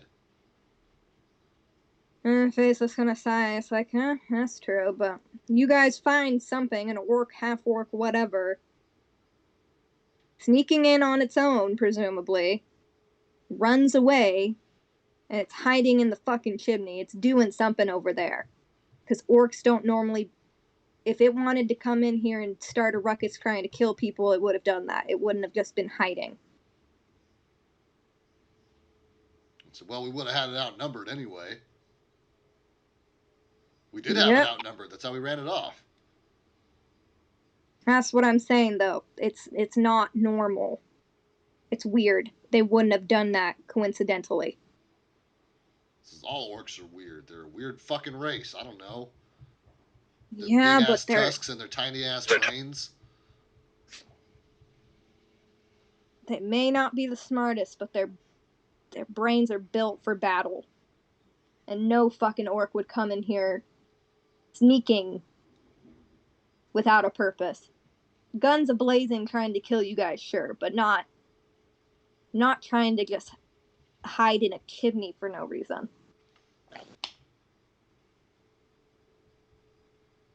Well, then I guess you guys will have to get to it in the morning. So now we're staying up and watching. Is that right? The two of us will. If you want to sleep, you can. This is great. And he just like collapses into a pile in the. He like clambers to the top of his little like pinnacle, like curls up like a dog and just like collapses and just fucking sleeps, like right away, leaving you guys alone in this room. Well, with him snoring.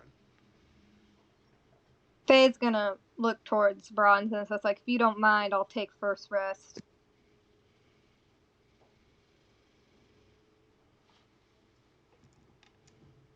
And if Bronze Sure, doesn't, leave the guy who wheeled a wagon up here to go Faye, just watch leave the first. woman who just got attacked by an acid bug. Hey, you said to go in alone. You can't change your mind now. Yeah, I know, but she doesn't mean she's not sleepy. With that, when, Faye getting ready to go sleep, she's just gonna be like, keep an eye on the fucking chimney over there, wherever that orc was. no, you guys can't see it from here. The only window is this one. Oh, damn. Okay, never mind. Ignore the I don't comment. have wood sense. I can't see through wood, Faye. Well, we're pretending that comment, that's gonna be an erased comment there. I thought there was a window right here. All right, Faye, because you are not spending, because you're spending 4 hours up and you're not getting a full night's rest, you can spend some hit die if you want for your short rest to regain some Sure. health. But How many am I allowed? you're keeping track of that, not me. No, like how many dice am I allowed to roll? It's your Your level. level. It's your level, but I know you guys have spent some previously in short rest, so you guys need to track how many hit dice you have because you only get That's what I half of them wanted to back on a long rest, and you've only had one long rest since your combats. So I honestly don't know how many you're supposed to have. Okay.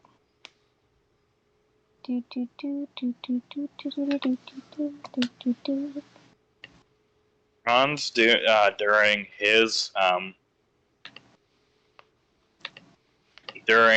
thing, he's gonna keep an eye out, like look out the window, listen for sounds, and he's also gonna use detect magic like every so often. Okay, sounds good. And that's like a cone, right? Yeah, I figure it's like every so often you gotta look this direction, then next direction, then Right. go back to. I'm assuming that's like a cantrip for you or something. Yeah, it is. Sick. Cool. Then roll me a perception check, please.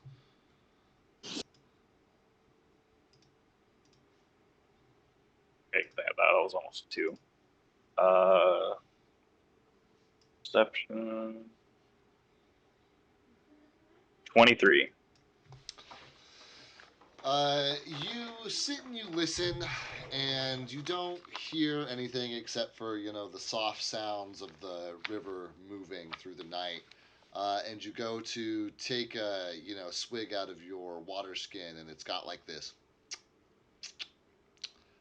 like film in it, like your water's almost like chunky, and you like take it off, take your top off, and you look at it, and there's like this disgusting like moldy growth in there.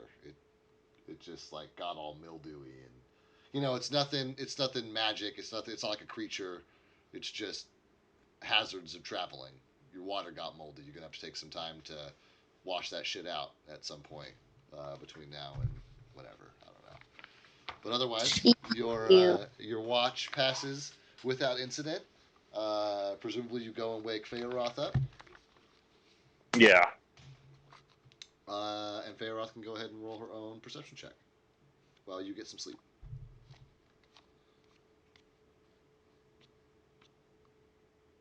23 in cold water. So that's 26.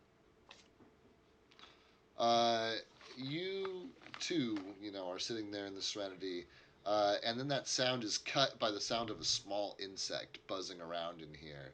Uh, and as you're looking around for it, you spot it, right at the top of the pile of furniture, uh, and you hear it buzzing around before the sound of its buzzing immediately stops, and you hear the sound of your friend up at the top go.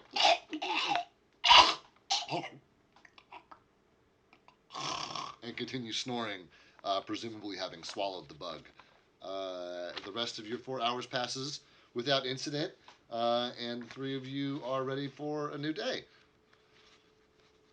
Really thought it was like that was going to be a scout bug that poisons him, Attack of the Clones style.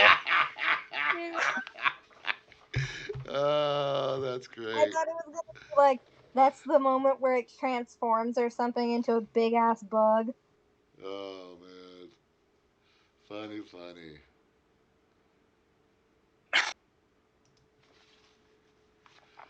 Okay. Yes, is Bronze awake now? Yeah, you guys are all awake. It's the next morning. And Faye says, I'm gonna go check out the fireplace over there. Do you want to come or no?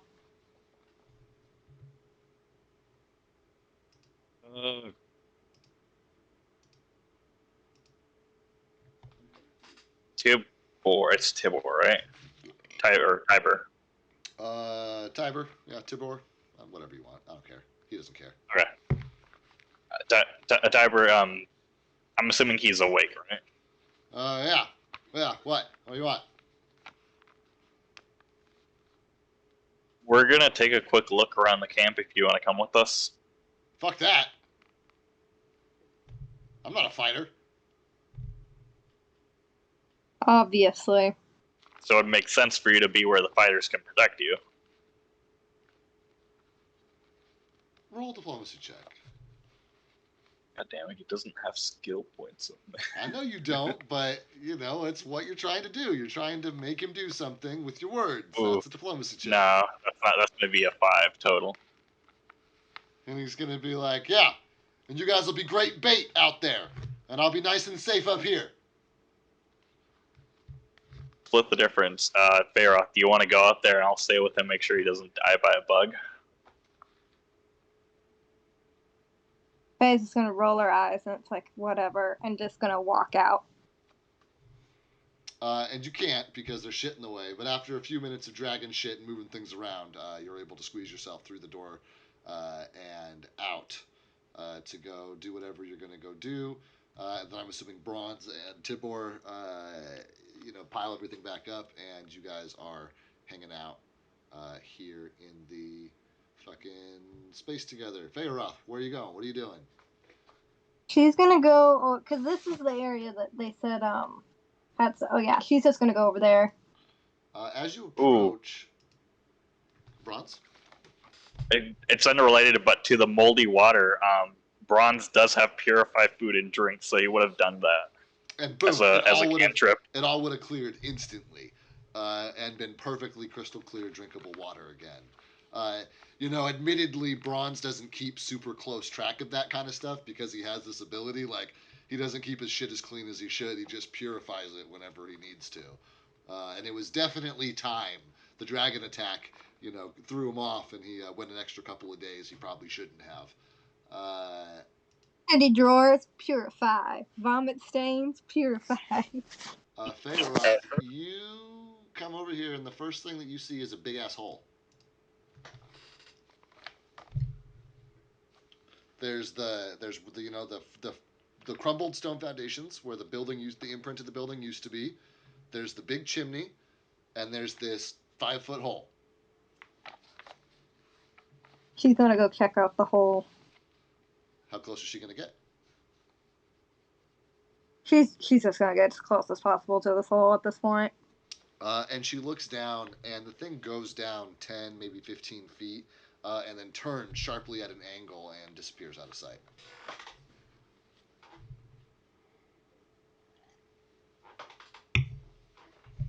Jesus. God damn it, Pabu. And she's gonna do, can she do a perception check to look for anything like suspicious besides the hole?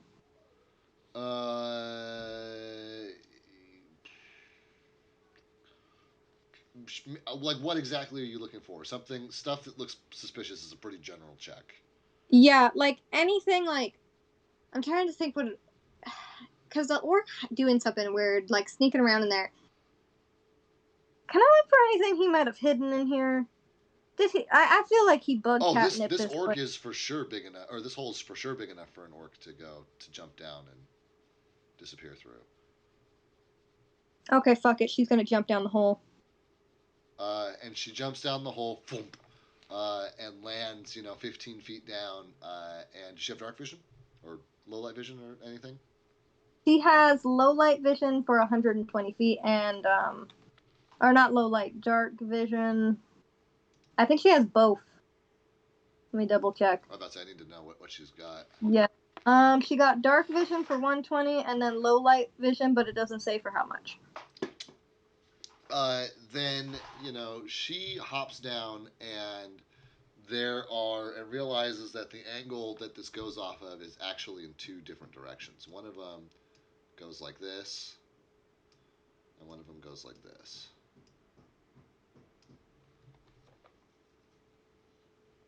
Underground. Is she having to like crawl on her stomach or anything? She has to crouch because she's so tall, but she can absolutely walk through this crouch. This is probably like a 5 foot by 5 foot space that she's making her way through. She'll start off with the one going this way. And just move your figure. And you're moving your figure down, and as soon as you come to here and around the first bend, you can see that the tunnel continues off this way, but there's obviously something blocking the tunnel down here somewhere. And keep in mind that she's underground, and you can see the topography of the top map. Faye has literally never walked through this camp before, and is just going through tunnels. Okay. Faye's probably like, if there's something blocking, she can see that there's something blocking, but doesn't know what it is. Correct. Because the light's not getting through the tunnel. She can't see the other side of the tunnel, but she can't tell what's blocking the light. Okay, I think she'd probably just go like to here and try to see if maybe could she see it any better or no. As you get that close to it, she would be able to see it quite a bit better, mostly because it starts moving towards her quickly, and it's another fucking bug. Please roll me. God damn it! I knew it. Faye is just gonna flee from combat as quickly as fucking possible to get out of this hole. Great. You still need to roll me initiative to see if you get to flee before the bug moves at you, or vice versa. Okay. Oh, thank the Lord. No, you don't, because I rolled a 1, so it's fine. You use your flee action. You can't move at your full speed because you're crouched. Your full flee speed would be what's your move speed? 30. 30, so 60 on a run, so 120 on a flee. Or no, I'm sorry, 60, 90 on a flee, divided by half because your crouching would be 45. 45. 5, 10, 15, 20, 25, 30, 35, 45. Then you get 2 of those in a turn. 5, and then you'd have to climb up, which would count as difficult terrain. 10, 15, 20, 25, 35, 40. So she can get like just barely out of the hole, basically, by Okay, using her out the flee hole. action. What's that? She's out the hole. Great. And she can feel the ground rumbling beneath her, but she's lost sight of the creature, so she thinks she's in free action. What's she doing?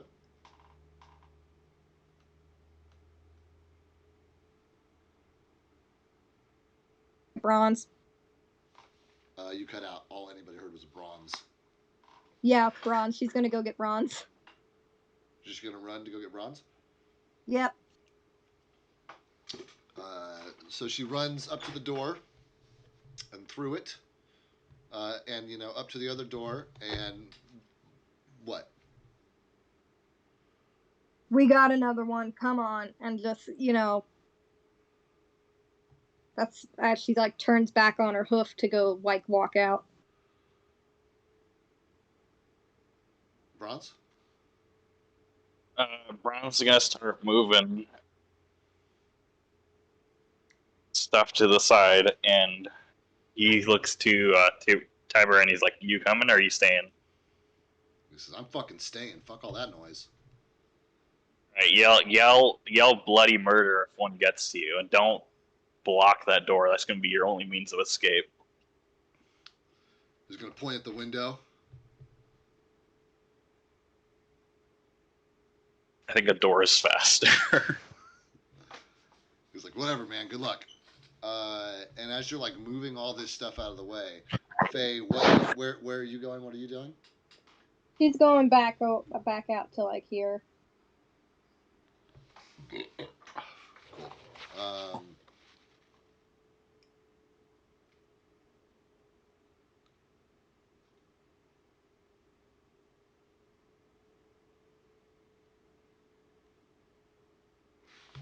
What's happening?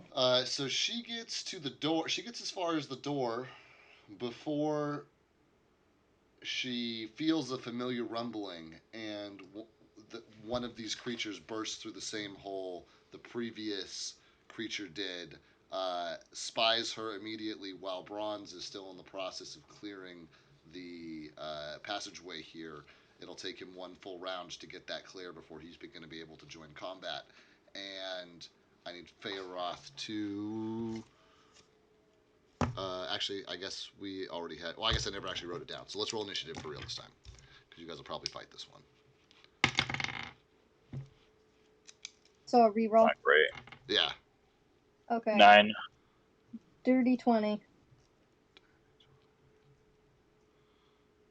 And 9 bronze. Yep. Okay, great. Which means that Faye does get first choice or first play. So, what's up, Faye? What's happening? Definitely gonna do the study target. Deadly aim multi-shot combo situation because I'm not fucking with them bugs. Yep. So let me roll to hit. Is it within 30 feet? Oh, for sure. Okay. Woohoo. Okay, so let me calculate. First one was 17 plus 11 minus 2. 17. Yeah, that's a hit. Okay. The next one was 13 plus 11 minus 2. 13 plus. Does Yeah, that's gonna hit. 22. Okay. Yeah. And the 8. D8 times 2 plus 4. 17. 17 on it. Yeah. So you are. Whoa. What happened? What happened? I don't know. I think it just reloaded. Oh. Yeah. You fire both of your shots, and as before, each of them land between where the layers of chitin join together, and you're able to strike 2 blows to it as it screeches and sprays acid from its wounds. Anything else? What you want to do? I don't know. I think she's good. Cool. Then bad boy's up. He's gonna move, and he's gonna swing. Batter swing. That's a dirty 20. Yeah, that's gonna hit. That's fucking oof. Big ouchies. Not the big ouchies. It's a big ouchies. He didn't roll max, but he rolled near it on the first part. That is 13 slashing, and minimum. And 1 acid. Hey, Jordan. Thanks for the follow. Yeah, you are. Sounds good, man. I appreciate it. I got my graphic design needs covered for now. But I appreciate the follow. Thank you much for being here. So he strikes you and does minimum, which is 1 on the acid. So it's 13 slashing plus 1 acid. It's 14 damage from the Mr. Man. Okay. And that's it for him. Bronze takes his turn to clear the passageway and to get the door open so that he's able to pass through it on his next turn. And then we're back at the top of Faye. Faye's gonna, repeat. Got you. You got one in your face this time, so you're getting an AOE. AO. Okay, so plus 11 minus 2. 17. I think it's going to hit, though. 17 hits these guys. And then the second one I rolled was a natural 20, but because of the whole plus 11 minus 2, would that still count? Yeah, I mean, rolling 20 is still rolling 20, so you'd still roll it to confirm. Yeah. I think you can crit on that, unless it specifically says you can't crit on that. Let me check to double check. It doesn't mention it, no. At least not in the description on the character sheet. Bonus damage does not apply to touch attacks or effects that do not do hit point damage. No? Yeah, I think you're good. So roll to confirm. Okay, let me check. Okay. 17 again. Which is also going to hit him. So, yeah. So do I do 3d8s? You do. So roll your first d8, double the number on the dice. That's your crit. And then roll, add your modifier, and then roll your second die. Okay. 7 times 2 plus. Let me see, where was it? Plus my other dice. Plus 10. 24. That's big. That's big. That's a big hit.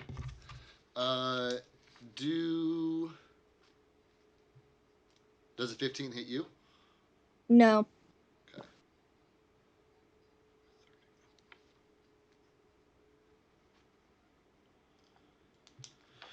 Great. Super sick. Badly wounded. Very badly wounded. What's up? I'm assuming you're done because you did all the things. Then he missed on his attack of opportunity. He is going to try. She's gonna try and hit you with the acid spray. So go ahead and roll your die. Your reflex save. I lost the dice. I don't know where it went. They're so small. 19. That saves. So you only take half of whatever I roll, which is 10. So you take 5 acid damage from that. And then he's going to swing at you with his big old claw. And with a 4 on the die, he's not going to hit you. You said 5, right? 5 damage, yeah. Okay, yeah. So he is all Dunskies. And Bronze, you finally gotten this door free, bud. What are you going to do on your turn? Smash the bug. I'm going to open the door and then smash the bug. Smash the bug. All right. Put yourself wherever you're going to stand and smash the bug. See what I got.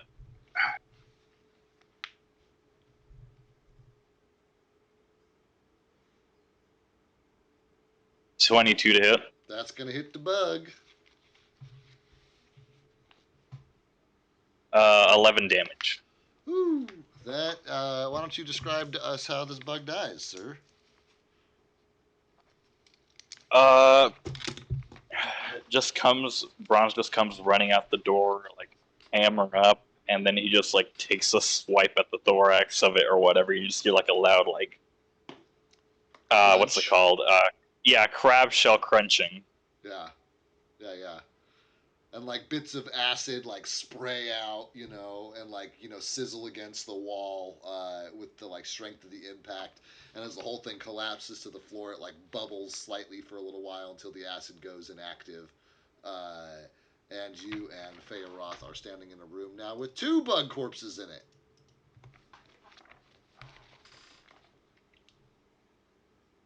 Faye's just gonna look over it and be like, "There's a hole. There's caves under, or there's tunnels underneath it.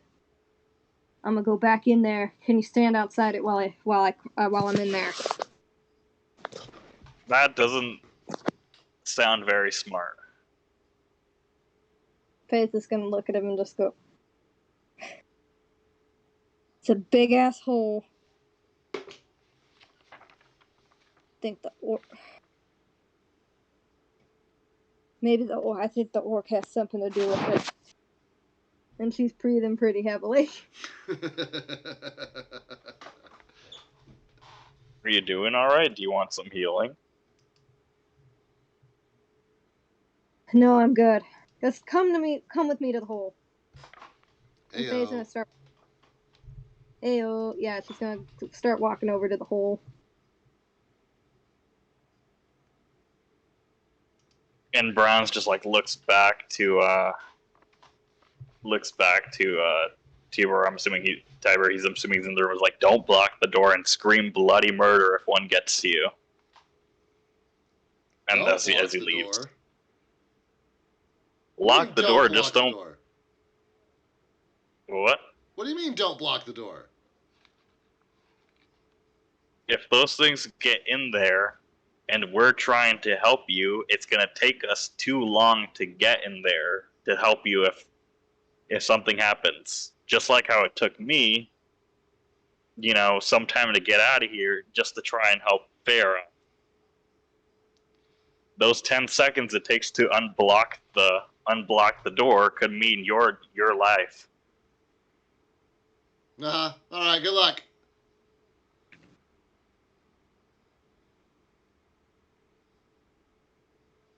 All right, and then he doesn't have any weapons in there, does he? No, he's totally unarmed. Okay. I think I have something.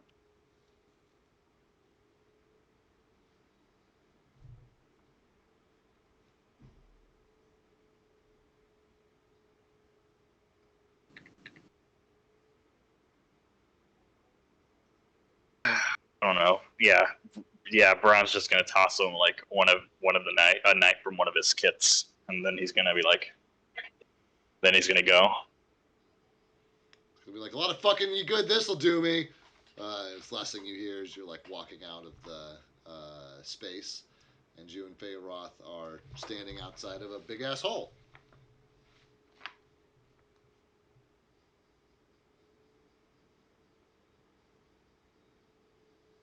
She's gonna look at Bronze, and it's like, "So the bugs probably dug this."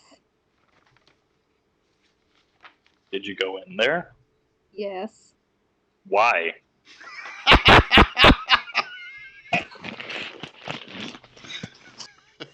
Faith is gonna go at the fight. She's just gonna shrug her shoulders. I wanted to go in the hole. Oh man, so good. So you're gonna fight on their territory? That doesn't seem like the smartest thing to be doing. Well, I thought it might have been a man dug hole at first. Knowing now, do you still want to go in there? Not particularly, no, but obviously the bugs are attracted to this zone. So if they're being lured here with something, it has to be in the area. I mean, who's to say they're being lured by something? But And Faye's gonna look at him and be like, okay, they find an orc sneaking around these parts. These bugs are not normally coming to these parts. There is a group of orcs who are in cahoots with some type of wood-like creatures in the woods, not far off. You don't think it's a bit suspicious? Like, what other way would they be getting giant killer bugs here? magic. And she's just gonna go, yes, magic. But, like, it's fair. I don't think they're gonna be able to, like, magically control the bugs from 15 miles away. They wouldn't have needed to send someone here if they could do that. So there has to be something here that, like, why would else that orc sneak in here unless he's going to, like, drop something or do something, like a rune or some shit, or like some type of magic circle in the area to try to lure the bugs. Yeah, that's making a lot of assumptions, and uh, a lot of assumptions on that something must be here or not. Well, we may not even know. And Faye's gonna look at him and be like, there is no reason that these bugs would be here. They're in some way. We know for a fact they're in some way being influenced by potentially the orcs and or the tree things that are in the forest. That is Yeah. all we can definitively say by what And Faye's gonna means. look at him and be like, yeah, and they're 15 miles away, which means one of two things. We're they're dealing with ultra powerful orcs who have some superior godlike magic, or they did something in the camp so that they wouldn't have to be here constantly. And so happens that an orc shows up a little while back, sneaks into the camp, and tries to run away. Why in the hell would an orc be sneaking in the camp if they weren't trying to set some weird, like, magic bug attraction thing here? Bug Who magnet, knows? They if could you have want to been call it. scouting. Orcs We don't don't exactly fuck know. scout.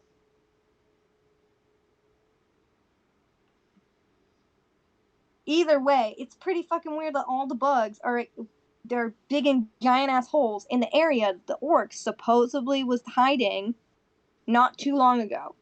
Can you at least say that that's not fucking weird? It is, Then but why check out the area? what? Then why don't we check out the area?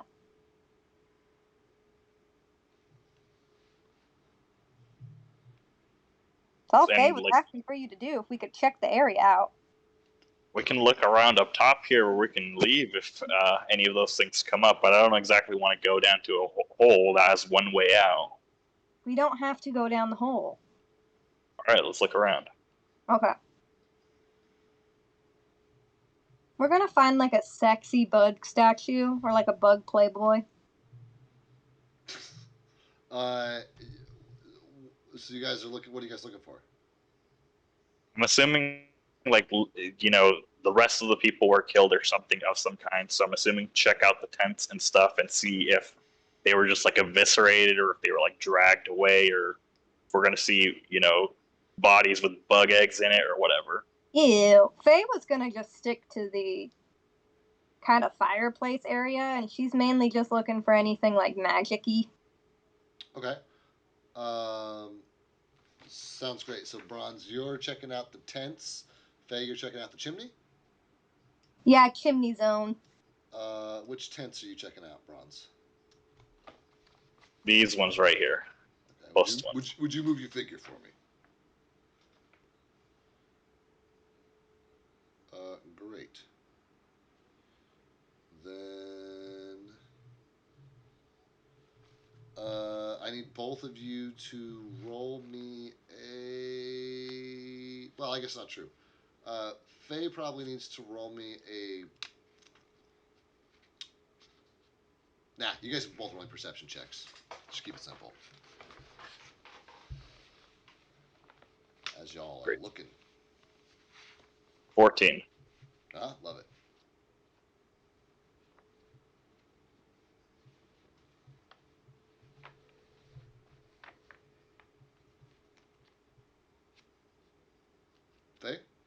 15.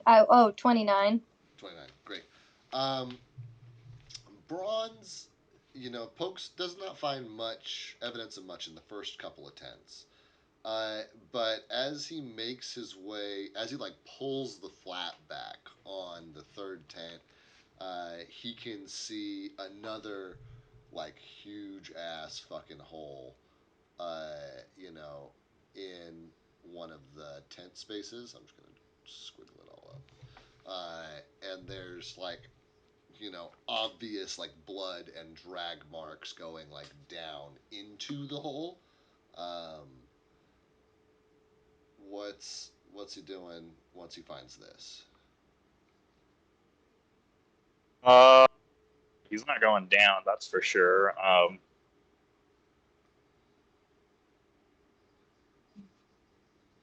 He's gonna cast like light on a branch, just basically a torch, and just peer into the hole.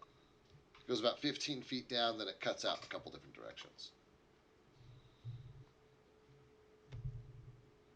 Shit. He's gonna, keep that in mind and look through the rest of the tents and see what's there. Great. Fearoth, as you're poking around the chimney and you're digging through the the shit there, basically the refuse, the rubble.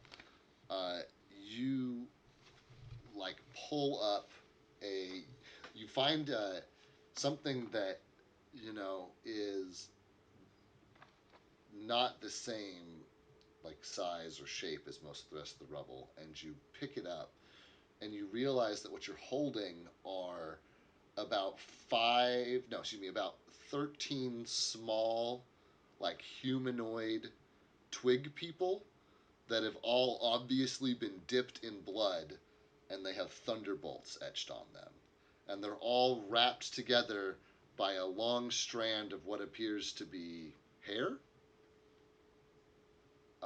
Bronze, you are making your way from this tent to the next, discovering what's going on, and feel a rumbling beneath your feet, good sir. A beast pops up next to you, and I need you to roll initiative for me, bud.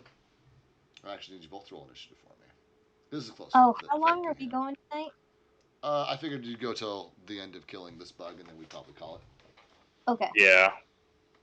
Unless you guys want to call it here before we start killing this bug, I'm happy to end it early. Well, I think we can kill the bug. Cool. Oh, yeah, we can kill the bug. We got raid. So. Oh no, that's gonna suck. So, Fearoth hears this rumbling sound. Presumably, Bronze calls out or makes some sort of startled exclamation. Ooh. Yeah. We did not roll great on our initiative here. What did you guys roll? Really bad. Hopefully worse than me. 6. 15. Oh, bummer. All right, Faye, so you're going to get to start us off as you look up and see Bronze engaged with one of these bug things between a couple of the tents. Actually, I probably should flip you guys because you would. How far are we? These are 5 foot. These are 5 foot squares. So 5, 10, 15, 25, 35, 45, 55, 65, 75, 85. You're about 90 feet away. Okay. Can I shoot at all without hitting Bronze, basically? Do you have the feat that actually I just pulled your character sheet up not too long ago. Let me see. I was gonna say, what's the feat name? Rapid shot, precise shot.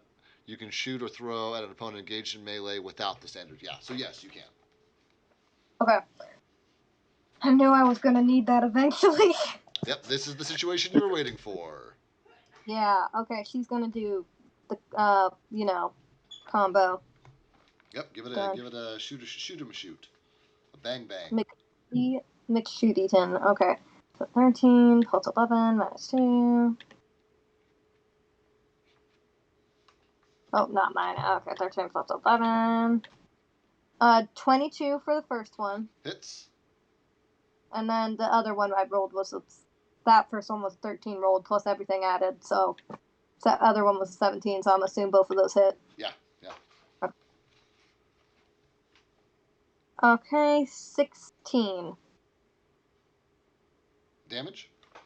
Yep. Cool. 16 damn down.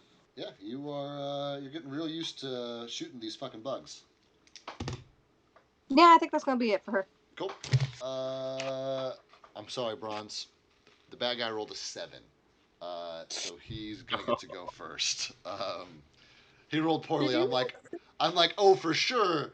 You know, he'll go last, and then Bronze went and rolled real low too. So he's gonna take a little claw attack here to get him, and that's a 19 to hit, That hits. which means we are looking at 8 slashing damage plus 2 acid damage. So that's a flat 10 damage from this dude. But then he is going to try and spit some acid on Bronze, and that means you need to roll a reflex save for me, please. Acid is different from poison, right? Acid is different than poison, correct? Okay. Reflex save of 13. I think that might just save, actually. That exactly saves. So you take half damage. So instead of 13, you take 6. 6 acid damage from the acid breath of the bug. And then it's your turn, bud. Okay. Let's see, what was it?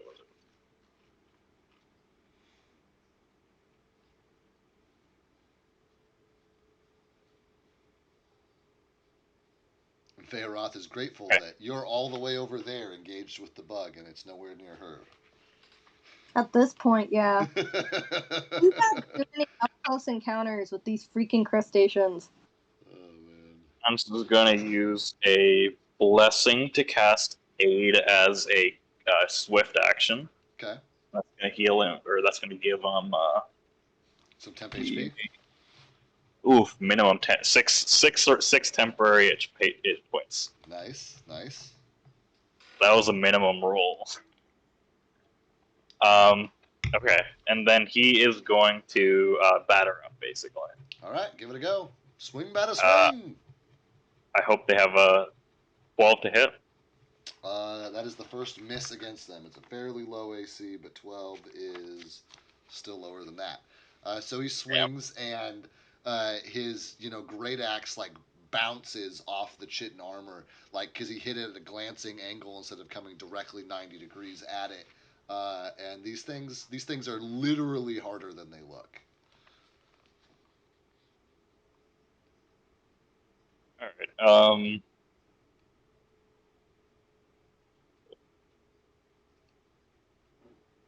That is going to be it for his turn. All right, then we're back at the top, Fearoth. Okay. Killer combo. Pa, make your rolls. 13 and a 16, so plus 11 minus 2. Yeah, those will hit. Okay. Gotta put that on my charger soon. 14. 14 damage. That is substantial. He is significantly wounded. Smush him! Not before he gets a chance. Oh, damn. He goes bam. Goes bam, bam, bam. Wait, actually, I'm sorry, Bronze, he hit you, didn't he? With his claw? What was this time around? On the last turn, he hit you with the claw, right? Yes. I forgot to roll his grapple check. Oh, he only showed a 3 on the dice, so I'm sure he didn't grapple you, so it's fine. No. Then he's going to attack this time around, and that is it'll be close. That's a 17 to hit. Matches AC. Meet or exceed. So then I'm going to remember to do the grapple up front this time. That's a natural 1, so he's not going to be able to grapple you. But he still gets his normal damage from the claw. That's 10 plus 4 acid, so that's 14. As it lashes out at you and attempts to pin you in place, but apparently you're slipperier than you look. Now it's your turn, bud. Get him. Get him. Fuck. Okay. I was gonna use another blessing and use Cure Light Wounds. Okie doke.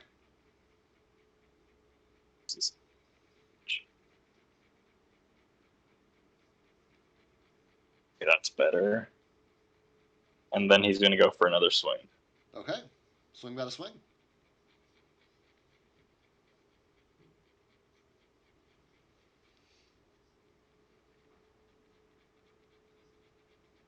Okay, it's gonna be like 18 plus 7, 25. There you go. That hits. Alright, so let's see. D8. Okay.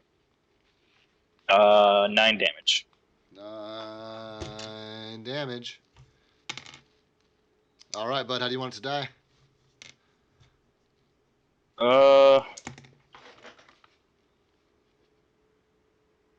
He kind of like hits it to the right of him into the tent, and it kind of just falls into tent and like onto like one of the metal bars that are being used to pitch the tent up. And the weight of him against that tent and that bar makes the whole thing kind of like slump over until eventually it all collapses. But because there's a hole there, it all just kind of gets like swallowed up into the hole, and it's just like cloth and tent spikes and like this, almost like hammock with a dead bug, like just kind of like in the hole 5 or 10 feet. But congratulations, it's dead. You guys are back in free action.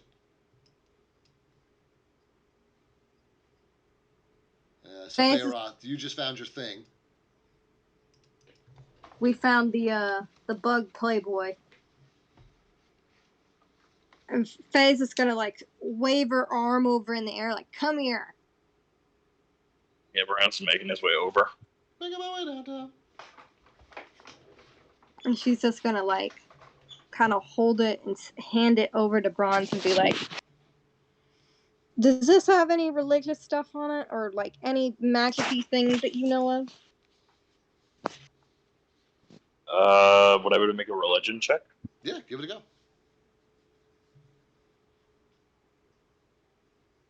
15.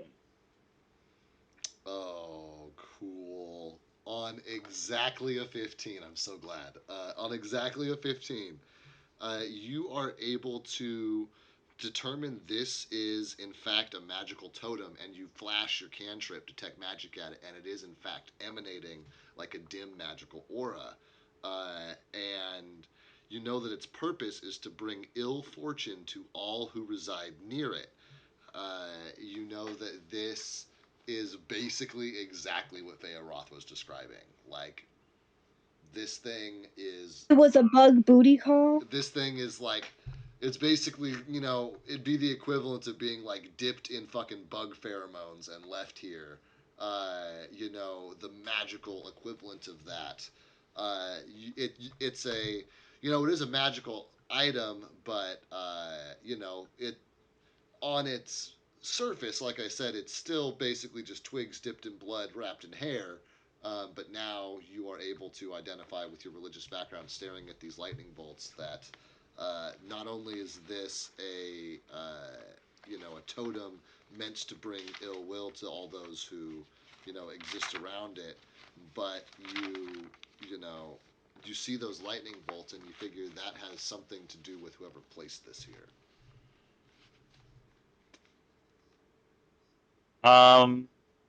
Okay. Would I have any idea how to nullify this sort of thing? I mean, you could try burning it.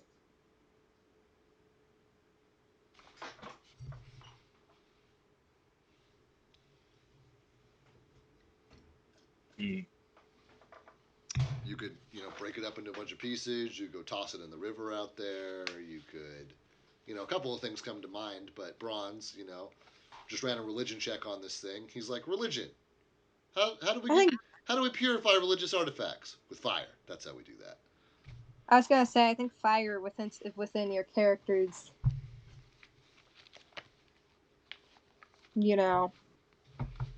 purify. Yeah, and that's what he's gonna do. He's gonna like just set it down, and then he's gonna pull out like a torch thing, just tie it up around it, and they just light it on fire. And as you do and it burns, it shouldn't because it's just wood. But there's a chorus of discordant, horrifying little baby screams, as if all of those twig men were screaming, and Like little. like cartoon mouse level, but not cute like a cartoon mouse. Like if a cartoon mouse was in a horror movie, and there's 13 of them, and they're all being burned alive. So it's not a pleasant sound, but you get through it and you burn it, and then Faye and Bronze both feel what feels like a small earthquake, and they realize that it slowly recedes and gets softer and quieter, and then the ground is still again.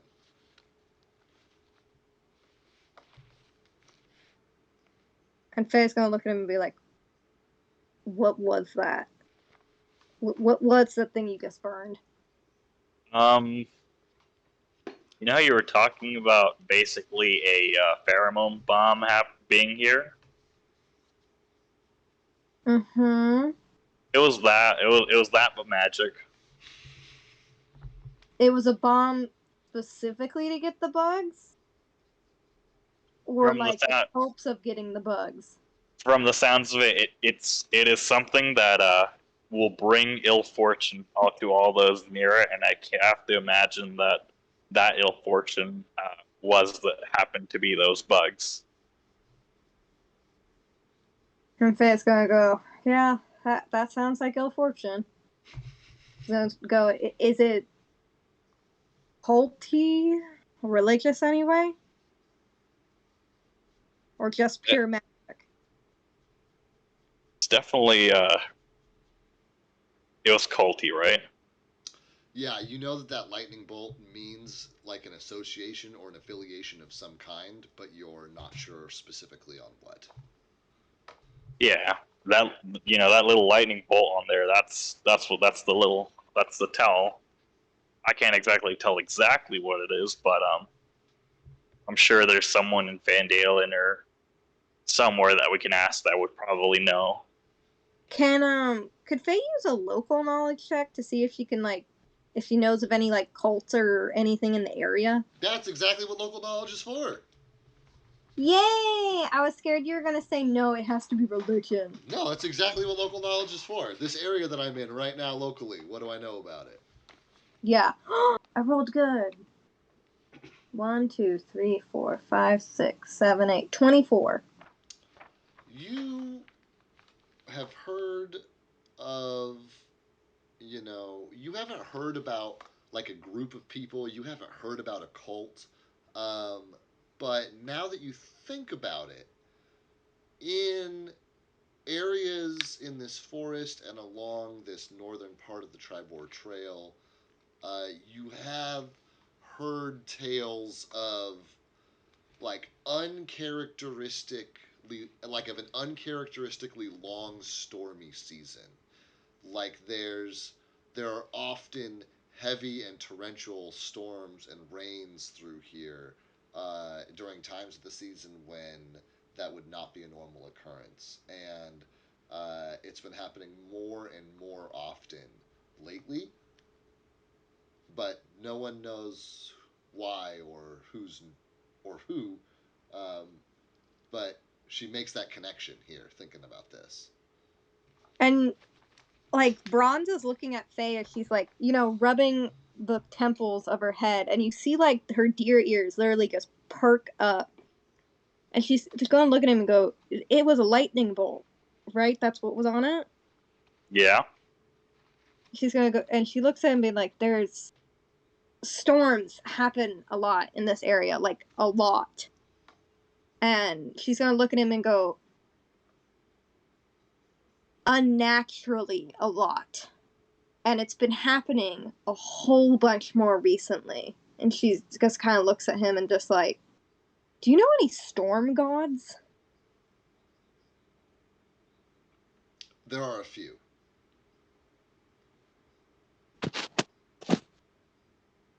assuming this would be a roll. You are never going to be able to correctly identify the specific storm god. You just know there are a few storm gods. Yeah. Okay, Could yeah. he get the names of them? No, because they're not in the Oh. book.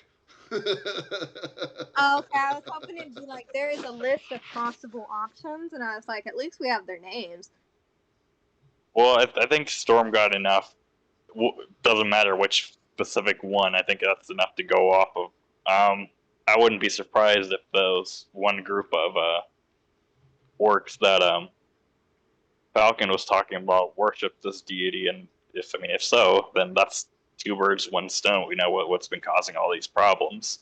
Yeah. But And Faye's gonna, or you go first. I think now we can take a look around the camp. I can try and see if I detect any more of those talismans or anything, and if it's clear, then we can let Tiber out and probably take him out to Falcons and have him stay there while we take care of things.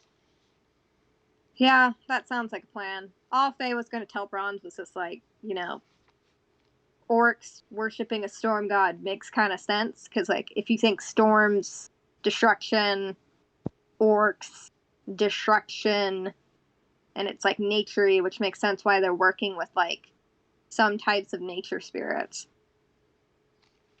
that are pissed off or some shit. Okay. Faye's gonna, I guess, like, Faye will just go over to where the one brother is while you look and just, like, fill him in on what's happening right now. Yeah, Bronze is just gonna go around the camp, do it using detect magic, and seeing if he can see anything else like it. Like a grandpa with a metal detector? Roll me a percentile die. 2d10s, or a d10 and the, 10, 20, 30 die or whatever, and let me know what you come up with. 44.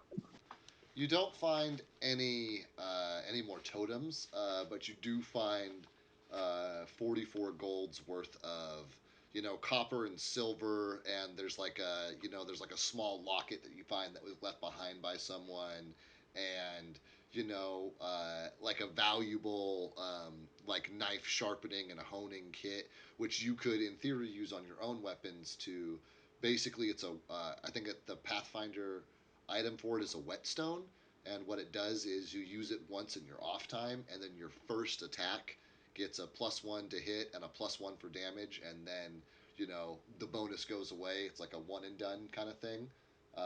But you find one of those as well, just while you're like digging through all this stuff. But no totems. Feyre, you come back here, and the door's shut and completely barricaded. And Faye's gonna knock on it. Less angry this time. Did you get him? Yep. Let me in. We think we know what's happened. All right. And rustling and clamoring and ah! And he obviously like fell off of his tower and landed on it. I'm okay. And then pushing things out of the way, and the door cracks open, and you see Tibor like rubbing his elbow where obviously he had like landed awkwardly on it, and he's like, "What? Where's the other one? He died?" No, he made it. I'll fill you in. You know that area where you said you found an orc? Yeah. Well, there was a totem in that area. You found his toe? No, a totem. Oh. Basically, think culty religious artifact. It had 13 tiny stickmen wrapped around with the thing was covered in blood and hair. My friend Bronze, Bronze is connected to a lot of religious stuff, and he said that basically it was a totem designed to bring ill fortune to anyone living in the area. Well, you got that fucking right. How many loggers were here? This is 14, 15. 15. Okay. Well, that tracks at least with like a bunch of little dolls there. And she said he burned it, so we don't have to worry about that. We could feel all the bugs leave. They left an earthquake behind them. He's looking for more right now, but the plan currently is to get the hell out of Gage and go back to Falcons because it's looking like the orcs who left this here worship some type of storm god, and we need to let Falcon know what's going on. And honestly, it's safer to travel now than it was later since the bugs skedaddled. Yeah, I did feel that. You sure that was the bugs leaving? We're pretty sure it was the moment that thing was burned. We felt the burrowing like when the bugs normally came up, but it got farther and farther away. It like peeks around the door and like looks in the room behind you, like looking around, as if there's going to be a bug just like standing behind you or something. Yeah, okay. Yeah. All right. We're gonna leave right now. Yeah, we can at least get over to the cart. Bronze is looking to see if there's any more. If there is, he'll burn them. If not, we'll be on our way. Bronze, in case you're looking for them while you're picking through the camp, there are at least a couple of pulleys floating around here as well. Yeah, he's gonna take them. Yeah, I figured he would. And you see Fearoth and fucking Tibor making their way out of the building as you are approaching the wagon, and three of you stand around it.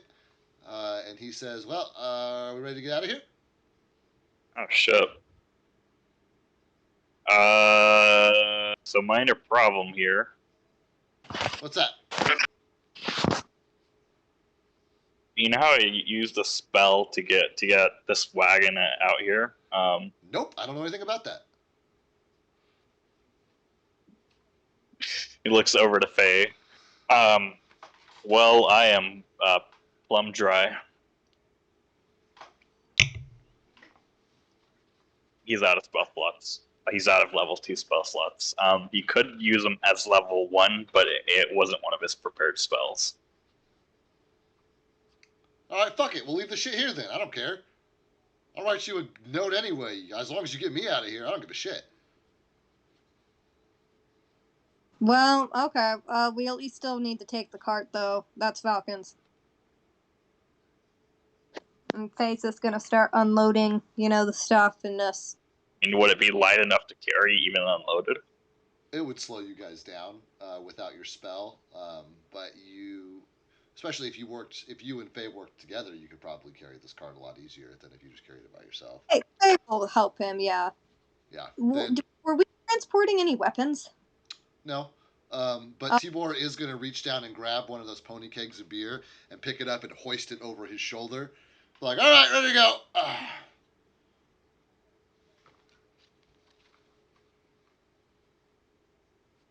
Okay. Well, I guess once it's unloaded, if Bronze is good to head out, Faye is too. Yeah. And it's early morning, so you guys will be heading back to the Falcon estate. You will be able to make it there before nightfall, assuming that nothing else happens during your travels. And we'll find out next week whether or not anything does. Congratulations, you cleared the logging camp and saved Tibor. So did we level up at all from them big ass bugs? I'll give you your level at your next rest, which will likely be Falcons. So yeah, go ahead and level your characters up, just so you have it ready. Yay! Congratulations, nice. You did it. Yeah, you guys are gonna need those levels in case you run into that dragon again. Yeah. I know it's gonna fuck us up. But this is like a thing that you did and you completed. You haven't actually gotten back with Tibor yet, but you're close enough. So, so go ahead and take your level. I'm gonna go drop stream, and then I'll be right back. Give me a second. Thanks for playing, guys.